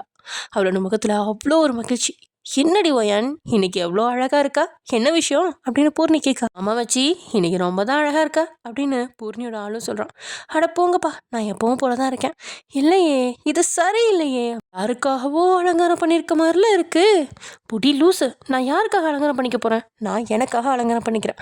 என்னை கலைக்காம போய் வேலையை பாருங்க அப்படின்னு சொல்லிட்டு தன்னோட ரூமுக்கு போறா. அங்க உள்ள போய் பார்த்தவளுக்கு அதிர்ச்சி. அங்க நிலா உட்காந்துட்டு இருக்கா. இவ இங்க என்ன பண்றா அப்படின்னு யோசிச்சுக்கிட்டே பார்த்துக்கிட்டே அவளோட சேருக்கு போறா ஒயன். ஜின் அங்கதான் நின்றுட்டு இருக்கான். பார்த்து ஒயன் கண்ணசிக்கா. என்னடி, இங்க வாடா. போடி, வர முடியாது. நீ வர்ற மூக்கு அறுத்துருவேன் அப்படின்னு சைகை காட்டுறா. இவளோட பெரிய தொல்லையா போச்சு அப்படின்னு மெதுவா ஃபைலை எடுத்துக்கிட்டே அவ பக்கத்துல வரான். சொல்லி தொலைடி. அந்த குளிர்ச்சி எதுக்குடா இங்க வந்திருக்கா? யாரடி? அவதாண்டா நிலா. ஏண்டி அதுக்குள்ள பட்ட பேர் வச்சிட்டியா? அதை விடுடா. அவையே இங்க வந்திருக்கா. இங்க வேலை பார்க்க வந்திருக்காடி. என்னது, வேலைக்கா? ஆமாடி, இனி வெளிநாடு போக மாட்டாளாமா. அதனால ஒரு வேலை வேணும்னு ஜேகே அக்கா மூலமா இங்க வந்திருக்கா. அதான் இன்டர்வியூ பண்ணிட்டு இருக்கா. என்னது, இவ இங்க வேலைக்கு வரலா? ஏற்கனவே ஒருத்தி ஜேகே ஜேகேன்னு சுத்திட்டு இருக்கா. இதுல இவ வேற மாமா மாமான்னு சுத்தினா என்ன பண்றது அப்படின்னு தீவிரமா யோசிக்கிறா. ஜேகேவோ, நிலா எல்லாம் ஓகே, ஆனா நீ எங்கேயும் ஒர்க் பண்ணல, எக்ஸ்பீரியன்ஸே இல்லையே. மாமா, எனக்கு கத்துக்கிற ஆர்வம் இருக்கு, சீக்கிரம் கத்துக்குவேன் மாமா. இந்த ஒரு முறை என்னை நம்பி ஒரு சான்ஸ் கொடுங்க மாமா அப்படின்னு பாவமா கேட்கிறான் நிலா. வயனுக்கு கோவமா வருது. அவன் தான் முடியாதுன்னு சொல்றான்ல, மூடிட்டு போக வேண்டியதான். ஓ, ஆட்டத்தை கலைக்கணுமே. சா, வர பொண்ணுங்க எல்லாமே அவன் பின்னாடி போனா நமக்கு ஒரு ஜோடியும் கிடைக்காதே. இவளையாவது நமக்கு ஜோடியா சேர்த்துக்கலாம்னு நினைச்சா இவளும் அவனவே சைட் அடிக்கிறாளே. என்னதான் பண்றது அப்படின்னு புலம்பிட்டு இருக்கா வயன். அதே மாதிரிதான் இங்க சின்னு. வர்ற எல்லா பொண்ணுங்களும் அவனையே பார்த்தா நம்மளெல்லாம் யார் பார்க்கறது அப்படின்னு புலம்பிட்டு இருக்கா. வயன் ஏதோ யோசிச்சுட்டு இங்க ஜின்ன பார்க்க. ஜின்னு நிலாவை ஏக்கமா பார்த்துட்டு இருக்கா. ஐயா, என்ன இப்படி பார்க்கறான்? 10 நாள் சோறு திங்காம இருக்கிற மாதிரி இப்படி பார்க்கறானே. பேசாம இவனை கோத்து விட்டா என்ன? ஆமா, அதான் சரியா இருக்கும் அப்படின்னு யோசிச்சு அப்படியே மென்னமா எழுந்து பொயின் பக்கத்துல நிக்கிறா பொயன். ஆமா ப்ளீஸ் மாமா, ஒரே ஒரு சான்ஸ். ஜேகே யோசிச்சுட்டு இருக்கா. சார், அவங்க தான் இந்த அளவுக்கு கேட்குறாங்களே, கொஞ்சம் மனசு இருக்குங்க சார் அப்படின்னு வயன் கேட்கா. அவள் அப்படி சொன்னதுமே திடீர்னு திரும்பி பார்க்குறான் சின்ன. அட்டி பாவி, இவ்வளோ நேரம் அவளை திட்டிட்டு இப்போ எதுக்கு இவளுக்கு சப்போர்ட் பண்ணுறா? இவளை புரிஞ்சுக்கவே முடியலையே அப்படின்னு யோசிக்கா. யாரு சார் அவங்க? நம்ம மேடம், அதான் உங்கள் அக்காவோட உறவு சார் அவங்க. அப்புறம் மேடம் தான் நம்ம இவ்வளோ சொல்லியும் நம்ம தம்பி கேட்கலையே அப்படின்னு ஃபீல் பண்ணுவாங்க சார் அப்படின்னு சொல்ல ஜேகே அவளை பார்க்குறான். அவள் எதுவுமே தெரியாத பொம்மை மாதிரி நின்றுக்கிட்டா. டேய், ஏதாவது சொல்லுடா அப்படின்னு ஜேகே வைக்கிறான். ஆமாண்டா, ஆமாம், அக்கா சொல்லியிருக்காங்களே, எதா இருந்தாலும் யோசிச்சு பார்த்து செய்ய. எனக்கு என்னமோ சாரு இவங்க ஃப்ரெஷர்ன்றனால யார் ட்ரைனிங் கொடுப்பாங்கன்னு யோசிக்கிறார் போல. ஆமா, யாரு கொடுப்பா அப்படின்னு சின்ன யோசிக்கா. இன்னும் திடீர்னு சின்ன பார்த்த. ஏய், என்ன நீ கொடுக்க மாட்டியா? ஏன்னா என்ன தைரியம் தான் ஜேகே சார் முன்னாடி இப்படி சொல்லுவ? நான் என்னடி சொன்னேன்? அதான் சொன்னேன், இப்போ நிலா மேடம்க்கு ட்ரைனிங் கொடுக்க மாட்டேன்னு. சொல்லவே இல்லையடி. சொன்ன, எனக்கு தெரியும் சார், இவன் தண்டமா வெட்டியா தானே இருக்கான், ஆனால் ட்ரைனிங் தர மாட்டானா. நீங்களே கேளுங்க சார் அப்படின்னு வயன் ஏற்றி விட. அப்படி ஒன்றும் வேண்டாம் வெறுப்பா, எனக்கு யாரும் ட்ரைனிங் கொடுக்க வேணாம் அப்படின்னு சொல்கிறா நிலா. ஐயோ, இவ காரியத்தை கெடுத்துருவா போலயே. ஐயோ மேடம், அப்படிலாம் இல்லை, இங்கே எல்லாமே ஜேகே சார் தான். அவர் பேச்சுக்கு இங்கே மறு பேச்சே இல்லை. இவன் இப்போ ஓகே சொல்லுவான் பாரு. இருவன் சிங்கிளாக சுத்துறேன்னு ஒரு ஆளை செட் பண்ணி விடலான்னு பார்த்தா நீ ஓவரா பண்ணுற. ஒழுங்கா ஓகே சொல்ல, இல்லை வேற யாருக்காவது மாற்றி விட்டுருவேன். அடிப்பாவி, இந்த வேலையெல்லாம் எப்படி ஆரம்பிச்ச? பேச்சக்குறை வேணுமா வேணாமா? வேணும் வேணும். அப்போ பிகு பண்ணாம ஒழுங்கா ஓகே சொல்லு. அது உனக்கு நிறைய வேலை இருக்கும், எனக்கு கொஞ்சம் வேலை கம்மி தான் ஜேகே. நானே உங்களுக்கு ட்ரைனிங் கொடுக்குறேன், 1 மாதம் பாரு, ஓகேனா அப்புறம் என்ன பண்ணலான்னு யோசிக்கலாம் அப்படின்னு ஜின் சொல்ல ஜேகே யோசிக்கிறான். ஐயோ கடவுளே, யோசிக்கிறானே, சரி சொல்லணும் அப்படின்னு வயன் மனசுக்குள்ள வேண்டிகிட்டு இருக்கா. சரி ஜெயின், நீ ஏன் நிலாவுக்கு ட்ரைனிங் கொடு. நிலா, இனி ஜென் உனக்கு ட்ரைனிங் தருவார். எந்த டவுட்ஸ் இருந்தாலும் அவர்கிட்ட கேட்டுக்கோ. வேறு ஏதாவது டீட்டெயில் வேணுமா வாங்கிக்கிட்ட கேட்டுக்கோ. ஓகே மாமா. நிலா, இது ஆஃபீஸ், இங்கே சார்னு தான் கூப்பிடணும். அதனால் அதுக்கு பழகிக்கோ. மாமா நீங்கள் கூப்பிடாத. அவன் அப்படி சொல்லவும் அவளோட முகம் ஆடிடுச்சு. சரிங்க சார். ஜென், இவங்களுக்கு என்ன ஒர்க் கொடுக்கணுமோ அதை எல்லாத்தையும் நீயே பார்த்துக்கோ. உன் கேம்பின்லேயே இவங்களுக்கு ஒரு சேர் போட்டுக்கோ. ஜேகே அப்படின்னு சொல்ல அவன் எழுந்து வெளியே கிளம்பிட்டான். ஒரு ஃபோன் வர நிலாவும் எழுந்து வெளியே போயிட்டான். ஜென் தான் எருமை, ஏதாவது பிளான் பண்ணால் முன்னாடியே சொல்கிறது இல்லையா? டேய் தண்டம், அப்படி பிளான் பண்ணினாலும் உடனே கப்படி கொடுக்கணும். எனக்கே ஸ்பாட்டில் தான் ஐடியா தோணும். அதை புரிஞ்சுக்காம நீ வேற தண்டமாக பேசிகிட்டு இருக்க. ஏய், என்னுடைய வாய்க்கு வந்ததா தண்டம் தண்டம்னு சொல்கிற? ஏண்டா, ஒரு ஃபிகர் வந்தா மறக்க தெரியாதா? நம்மளாம் ஏதாவது பிளான் பண்ணாலும் எருமை மாடு மாதிரி நிற்கிறது. சரிடி சரிடி விட, முன்ன பின்ன பழக்கம் இருந்தா தானே. இதுக்கு மட்டும் முன்ன பின்ன பழக்கம் இருக்காடா? அதுக்கெல்லாம் அறிவு வேணும். சரிடி ஓட்டாதா, இப்போ என்ன பண்ணணும் சொல்லு. இங்கே பாருடா, அந்த நிலா ஜேகே பக்கம் திரும்பவே கூடாது. அவளை வேணா உனக்கு ஜோடியாக எடுத்துக்கோ. அதெல்லாம் சரி, அவள் ஜேகேவை பார்த்தா உனக்கு என்ன? நீ அவனை லவ் பண்ணுறியா? அவன் அப்படி கேட்டதுமே ஷாக் ஆகி அவனை பார்க்குறா வயன். என்னடி ஷாக் ஆகுற? அவனை நீ லவ் பண்ணுறதானே? ஏண்டா திடீர்னு இப்படி கேட்குற? ஆமாம், அவன் பக்கம் எந்த பொண்ணும் திரும்பக்கூடாதுன்னு நினைக்கிறேன். அவன் மேலே ரொம்ப அக்கறை எடுத்துக்கிற. எப்போ பார்த்தாலும் அவனை பற்றியே பேசுகிற. அதுதான் எனக்கு ஒரு டவுட்டு, அதனால தான் கேட்டேன். ஜின், அப்படிலாம் எதுவும் இல்லைடா. ஏன்னா நான் அவனை பழி வாங்கணும், அதான், வேற எந்த என்னமோ இல்லை. என்னமோ போ, எனக்கு பார்த்தா அப்படி தெரில. அவன்கிட்ட கொஞ்சம் பார்த்து இருந்துக்கோ. சரியான லூஸ் அவன். என்ன பண்ணுறான்னு அவனுக்கே தெரியாது. அவனை பழி வாங்குறதா சொல்லிட்டு அவன்கிட்ட நீ விழுந்துடாத, அவ்வளோதான் சொல்லிட்டு அவன் பாட்டுக்கு நடக்கிறான். கொட்டையை குழப்பிட்டான். இனி யோசிச்சு அவளே முடிவெடுப்பா அப்படின்னு சிரிச்சுக்கிட்டே போகிறான். அவன் சொன்னதே திரும்ப திரும்ப காதுகளில் ஒழிச்சிக்கிட்டே இருக்கு எனக்கு. இவன் ஏன் இப்படி சொல்லிட்டு போகிறான்? நம்ம பண்ணுறதையெல்லாம் பார்த்தா அவனை காதலிக்கிற மாதிரியா இருக்கு. ஆமாம் வயன், அவன் யாருக்கிட்ட பேசினா உனக்கு என்ன? எதுக்காக நீ அந்த அளவுக்கு புறமாப்படுற? அதுக்காக தான் அப்படி சொல்லிட்டு போகிறான்னு நினைக்கிறேன். ஆமாம், எனக்கும் தான் புரியல. அவன் யாரு கூட பேசினா எனக்கு என்ன? அவர் என்னோட பாசு, பல கோடி சொத்துக்களுக்கு அதிபதி. நான் அவர்கிட்ட வேலை செய்கிற சாதாரண மிடில் கிளாஸ் பொண்ணு. எது நடந்தாலும் பணத்துக்காக தான் பண்ண தான் சொல்லுவாங்க. தப்பு மையன், தப்பு. தெரியாமல் கூட நீ இப்படி பண்ணக்கூடாது. பழி வாங்கணுங்கிற எண்ணத்தை இதோட விட்டுரு. இந்த கடவுள் இருக்காரு, அவர் பார்த்துக்குவாரு. நீ பேசாமல் உன் வேலையை முடிச்சுட்டு 1 வருஷத்தில் இங்கேருந்து கிளம்புற மாதிரி நடந்துக்கோ அப்படின்னு அவன் தன் மனசுக்கு வைக்க என்னவோ சொல்லிட்டு இருக்கா. அப்புறம் தன் வேலையை பார்த்துட்டு இருக்கா. அதே மாதிரி ஜேகேவும் புதுசாக வாங்குற இந்த ஹாஸ்பிட்டலில் எல்லாத்தையும் அவனும் பார்த்துட்டு அதே சமயம் அவனோட அக்காவுக்கும் காமிச்சிட்டு இருக்கான். தென் இங்கே ஜின்னு நிலா கிட்ட போட்டு வாங்கிட்டு இருக்கான். ஏன் வேற எங்கேயும் வேலை பார்க்கல? படித்து முடிச்சுட்டு மேரேஜ் பண்ணிக்கலான்னு இருந்தேன். ஆனால் அண்ணாக்கு தொழில் நஷ்டம், அதான் இங்கே வந்து செட்டில் ஆகிற மாதிரி ஆயிடுச்சு. என்னது, கல்யாணம் பண்ணவா? ஒரு வேளை ஜேகேவை நினச்சிட்டு இருப்பாளோ அப்படின்னு மனசில் தோண. ஓ, அப்போ ஜேகேவை தான் கல்யாணம் பண்ண இங்கே வந்திருக்கியா? ஜேகேக்கு சம்மதமா? அவனை பார்த்து, லூஸா ஜின்னி, ஏய் ஏன் அப்படி கேட்குற? இல்லை, மாமாவை நான் இப்போ தான் பார்க்குறேன். அதுவும் இல்லாமல் அவர் ரொம்ப மூடி டைப், ஹிட்லர் மாதிரி ஸ்ட்ரிக்டாக இருப்பாராம். ஓ, உனக்கும் அது தெரிஞ்சு போயிடுச்சா? ஓ, அப்போ அது உண்மையா? உண்மை யாவா? அவனோட பட்ட பேரே ஹிட்லர் தான். இல்லா பாத்தியா, நீ எப்படி சொல்கிற? அப்புறம் எப்படி நமக்கு இவரெல்லாம் செட் ஆவார்? அவர் பார்க்க அழகாக இருக்கார், அதனால அவரை கண்குள்ள சைட் அடிப்பேன், அவ்வளோதான். இதில் எதுவும் தப்பு இருக்கா? இல்லவே இல்லையே அப்படின்னு தலையாடுறான். டேய், நீ சரியான ஆளுதாண்டி. இந்த வயனே மிஞ்சிருவா போலையே. சின்ன, எப்படியும் உனக்கு சரியான ஜோடியாக தான் இருப்பா. அறவே கடை உனக்கு சரியாக தாண்டா ஜோடி சேர்த்துருக்கு அப்படின்னு நினச்சிட்டு இருக்கான் சின்ன. அப்புறம் இன்னொரு விஷயம், இங்கே வேலைக்கு சேர்ந்ததுக்கு வேற காரணமும் இருக்கு அப்படின்னு எல்லாம் சொல்லி வந்தவன். என்ன இது புதிய குண்டு தூக்கி போடுறா அப்படின்னு யோசிக்கா. ஜேகேயோட ஃபேமிலி அவனை ரொம்ப மிஸ் பண்ணுறாங்க ஜீன். அண்ணியும் ரொம்ப ஃபீல் பண்ணுறாங்க. எங்களுக்காக ஜேகே தான் எவ்வளோ பண்ணுறாரு, அதான் அவரோட ஃபேமிலியோட சேர்த்து வச்சா என்னென்னு தோணுச்சு. சரி, நம்மளும் வெட்டே தானே இருக்கோம், ஏதாவது நல்லது பண்ணி புண்ணியத்தை தேடிக்கலான்னு தான். சூப்பர் நிலா, ரொம்ப நல்லவளாக இருக்க. உன்னோட எண்ணம் கண்டிப்பாக நிறைவேறும் அப்படின்னு அவன் சொல்ல அவள் புன்னகைக்கிறான். எனக்கு சின்ன சொன்னதை கேட்டு ரொம்ப யோசனையாகவே இருக்கு. அதைவே நினச்சிட்டு இருக்கா. மதியம் அவளால் சாப்பிட கூட முடியல. ஊர்னி கூட கேட்டு பார்த்தா, ஒன்றும் இல்லை அப்படின்னு சமாளிச்சிட்டா. மதியம் மீட்டிங்னா எல்லாரையும் வர சொல்லியிருந்தான் ஜேகே. அங்கே எல்லாரும் கூடியிருக்கா. அங்கேருந்து எல்லாரும் என்னவா இருக்கும் அப்படின்னு யோசிச்சுட்டு இருக்காங்க. அப்போ தான் ஹாஸ்பிட்டலை கட்டிட்டு வேகமாக உள்ள வரான். எல்லாரும் எழுந்து நிற்கிறா. அவங்கள உட்கார சொல்லிட்டு, ஒரு முக்கியமான விஷயம் அவங்க எல்லார்ட்டையும் பேச வந்தேன். நாளைக்கு முக்கியமான ஒரு ப்ராஜெக்ட் சப்மிஷன் இருக்குது. 1 மாதமாக ப்ரிப்பேர் பண்ண அந்த ப்ராஜெக்ட் தான் இந்தியா லெவலில் எல்லாரும் போட்டு போடுவாங்க. நம்ம தமிழ்நாட்டில் இருந்த மொத்தம் 3 கம்பெனி தான் கலந்துக்கிற தகுதி பெற்றிருக்கு. அதில் நம்ம கம்பெனியும் ஒன்று. ஸோ இது ரொம்ப முக்கியமான ப்ராஜெக்ட். இது நமக்கு கிடைச்சாதான் நம்ம இந்தியாவில் முதல் கம்பெனியாக வந்துடுவோம். அதனால் எல்லாரும் இன்றைக்கி கொஞ்சம் கவனமாக வேலை செய்யுங்க. எல்லா வேலையும் முடிச்சுட்டு டெண்டர் வேல்யூ நான் போட்டுக்கிறேன். மற்ற ஒர்க் எல்லாமே நீங்கள் எல்லோரும் சேர்ந்து பாருங்கள். ஜென் எல்லாத்தையும் நீ பார்த்துக்கா, ஈவினிங் ரிப்போர்ட் பண்ணிடு அப்படின்னு சொல்லிட்டு அவன் போயிட்டான். அவன் போனதுக்கப்புறம் எல்லாருமே வேகமாக வேலைகளை செய்ய ஆரம்பிச்சிட்டாங்க. நைட்டு 8 மணி ஆகியுமே வேலைகள் முடியாமல் இழுத்துக்கிட்டே போகுது. மணியாகவும் ஜேகே கத்த ஆரம்பிச்சிட்டான். ஒரு வழியாக 10 மணிக்கு எல்லாருமே வேலையை முடிச்சிட்டாங்க. அப்புறம் கம்பெனி கார் மூலிமா எல்லாத்தையும் பத்திரமா வீட்டில் விட்டாங்க. அந்த ப்ராஜெக்ட் வேல்யூ ரொம்பவே ரகசியமாக இருக்குது. அந்த ப்ராஜெக்டாக இவனோட சேர்ந்து 2 பெரிய கம்பெனிகள் போட்டி போடுது. அந்த ப்ராஜெக்ட் மட்டும் கிடைச்சா இந்தியாவில் மிகப்பெரிய ஆளாக உயரலாம். அதனால் தனக்காக வேணும் அப்படின்னு 3 கம்பெனிகளும் போட்டி போடுறாங்க. அந்த ப்ராஜெக்ட் பற்றி ரகசியமாகவே வச்சுருக்காங்க. ஒயனுக்கு ரைட்டு தூக்கமே வரல. ஜேகே சொன்னதை பற்றியே யோசிச்சுட்டு இருக்கா. ஜேகேயோட முகம் தான் வந்து போகுது அவளுக்கு. ஒருவேளை எனக்கு தெரியாமல் அவளை நான் காதலிக்க ஆரம்பிச்சிட்டேனா? சே, கண்டிப்பாக இருக்காது. நானே அவன் மேலே வெறுப்பில் இருக்கேன். அவனை எப்படியாவது பழி வாங்கணும் ஒயன். அவன் மேலே காதல்லாம் ஒன்றும் இல்லை. நான் ஏன் இப்படி யோசிக்கணும்? ஒருவேளை எங்களுக்குள்ள அந்த சின்ன சின்ன விஷயங்கள் நடந்ததுனாலயா? பஸ்ஸில் எவ்வளவோ நான் இடிக்குது, அதில் இதுவும் ஒன்று நினச்சிட்டு போய்கிட்டே இரு. தேவையில்லாமல் மனசை போட்டு குழப்பிக்கத. அவரு உன்னோட பாஸ், எட்ட முடியாத உயரத்தில் இருக்காரு. அது மட்டும் தான் உன் நினப்பில் இருக்கணும் அப்படின்னு பெருமூச்சோனை விட்டு தூங்க ஆரம்பிச்சிட்டா.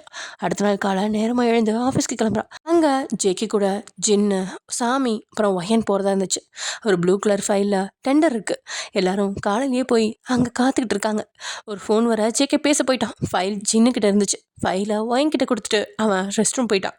ஒரு கட்டத்தில் சாமி, ஒயன் மட்டும்தான் இருக்காங்க.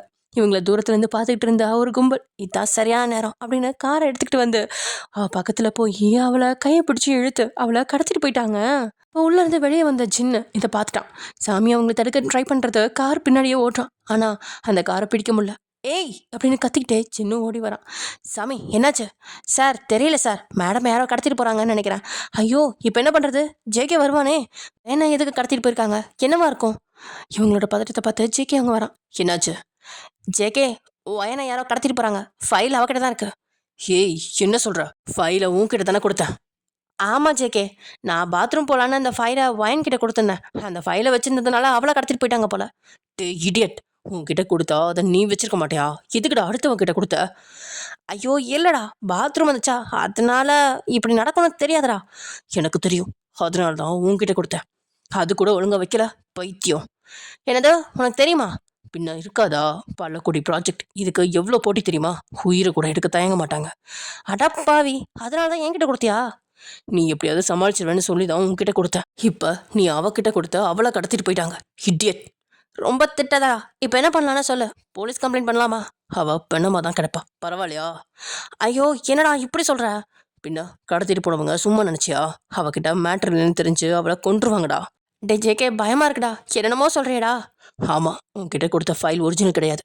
அடப்பாவி, அதுலேயும் ஃப்ராடா? ஆனால் ஒயனுக்கு நீ கோட் பண்ண அமௌண்ட் தெரியுமே. அது எப்படி தெரிஞ்சுது? நான் தான் சொன்னேன். கேட்டதும் ஜேகேக்கு கண்கள்லாம் சிவக்குது. அவனையே கோவமாக பார்க்குறான். அறிவு இருக்காடா?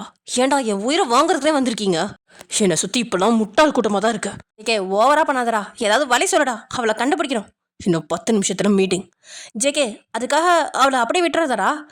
நம்ம கம்பெனி ஸ்டாஃப்டா, நம்ம தான்டா காப்பாற்றணும். இந்த ப்ராஜெக்ட் இல்லைனா வேற ப்ராஜெக்ட்.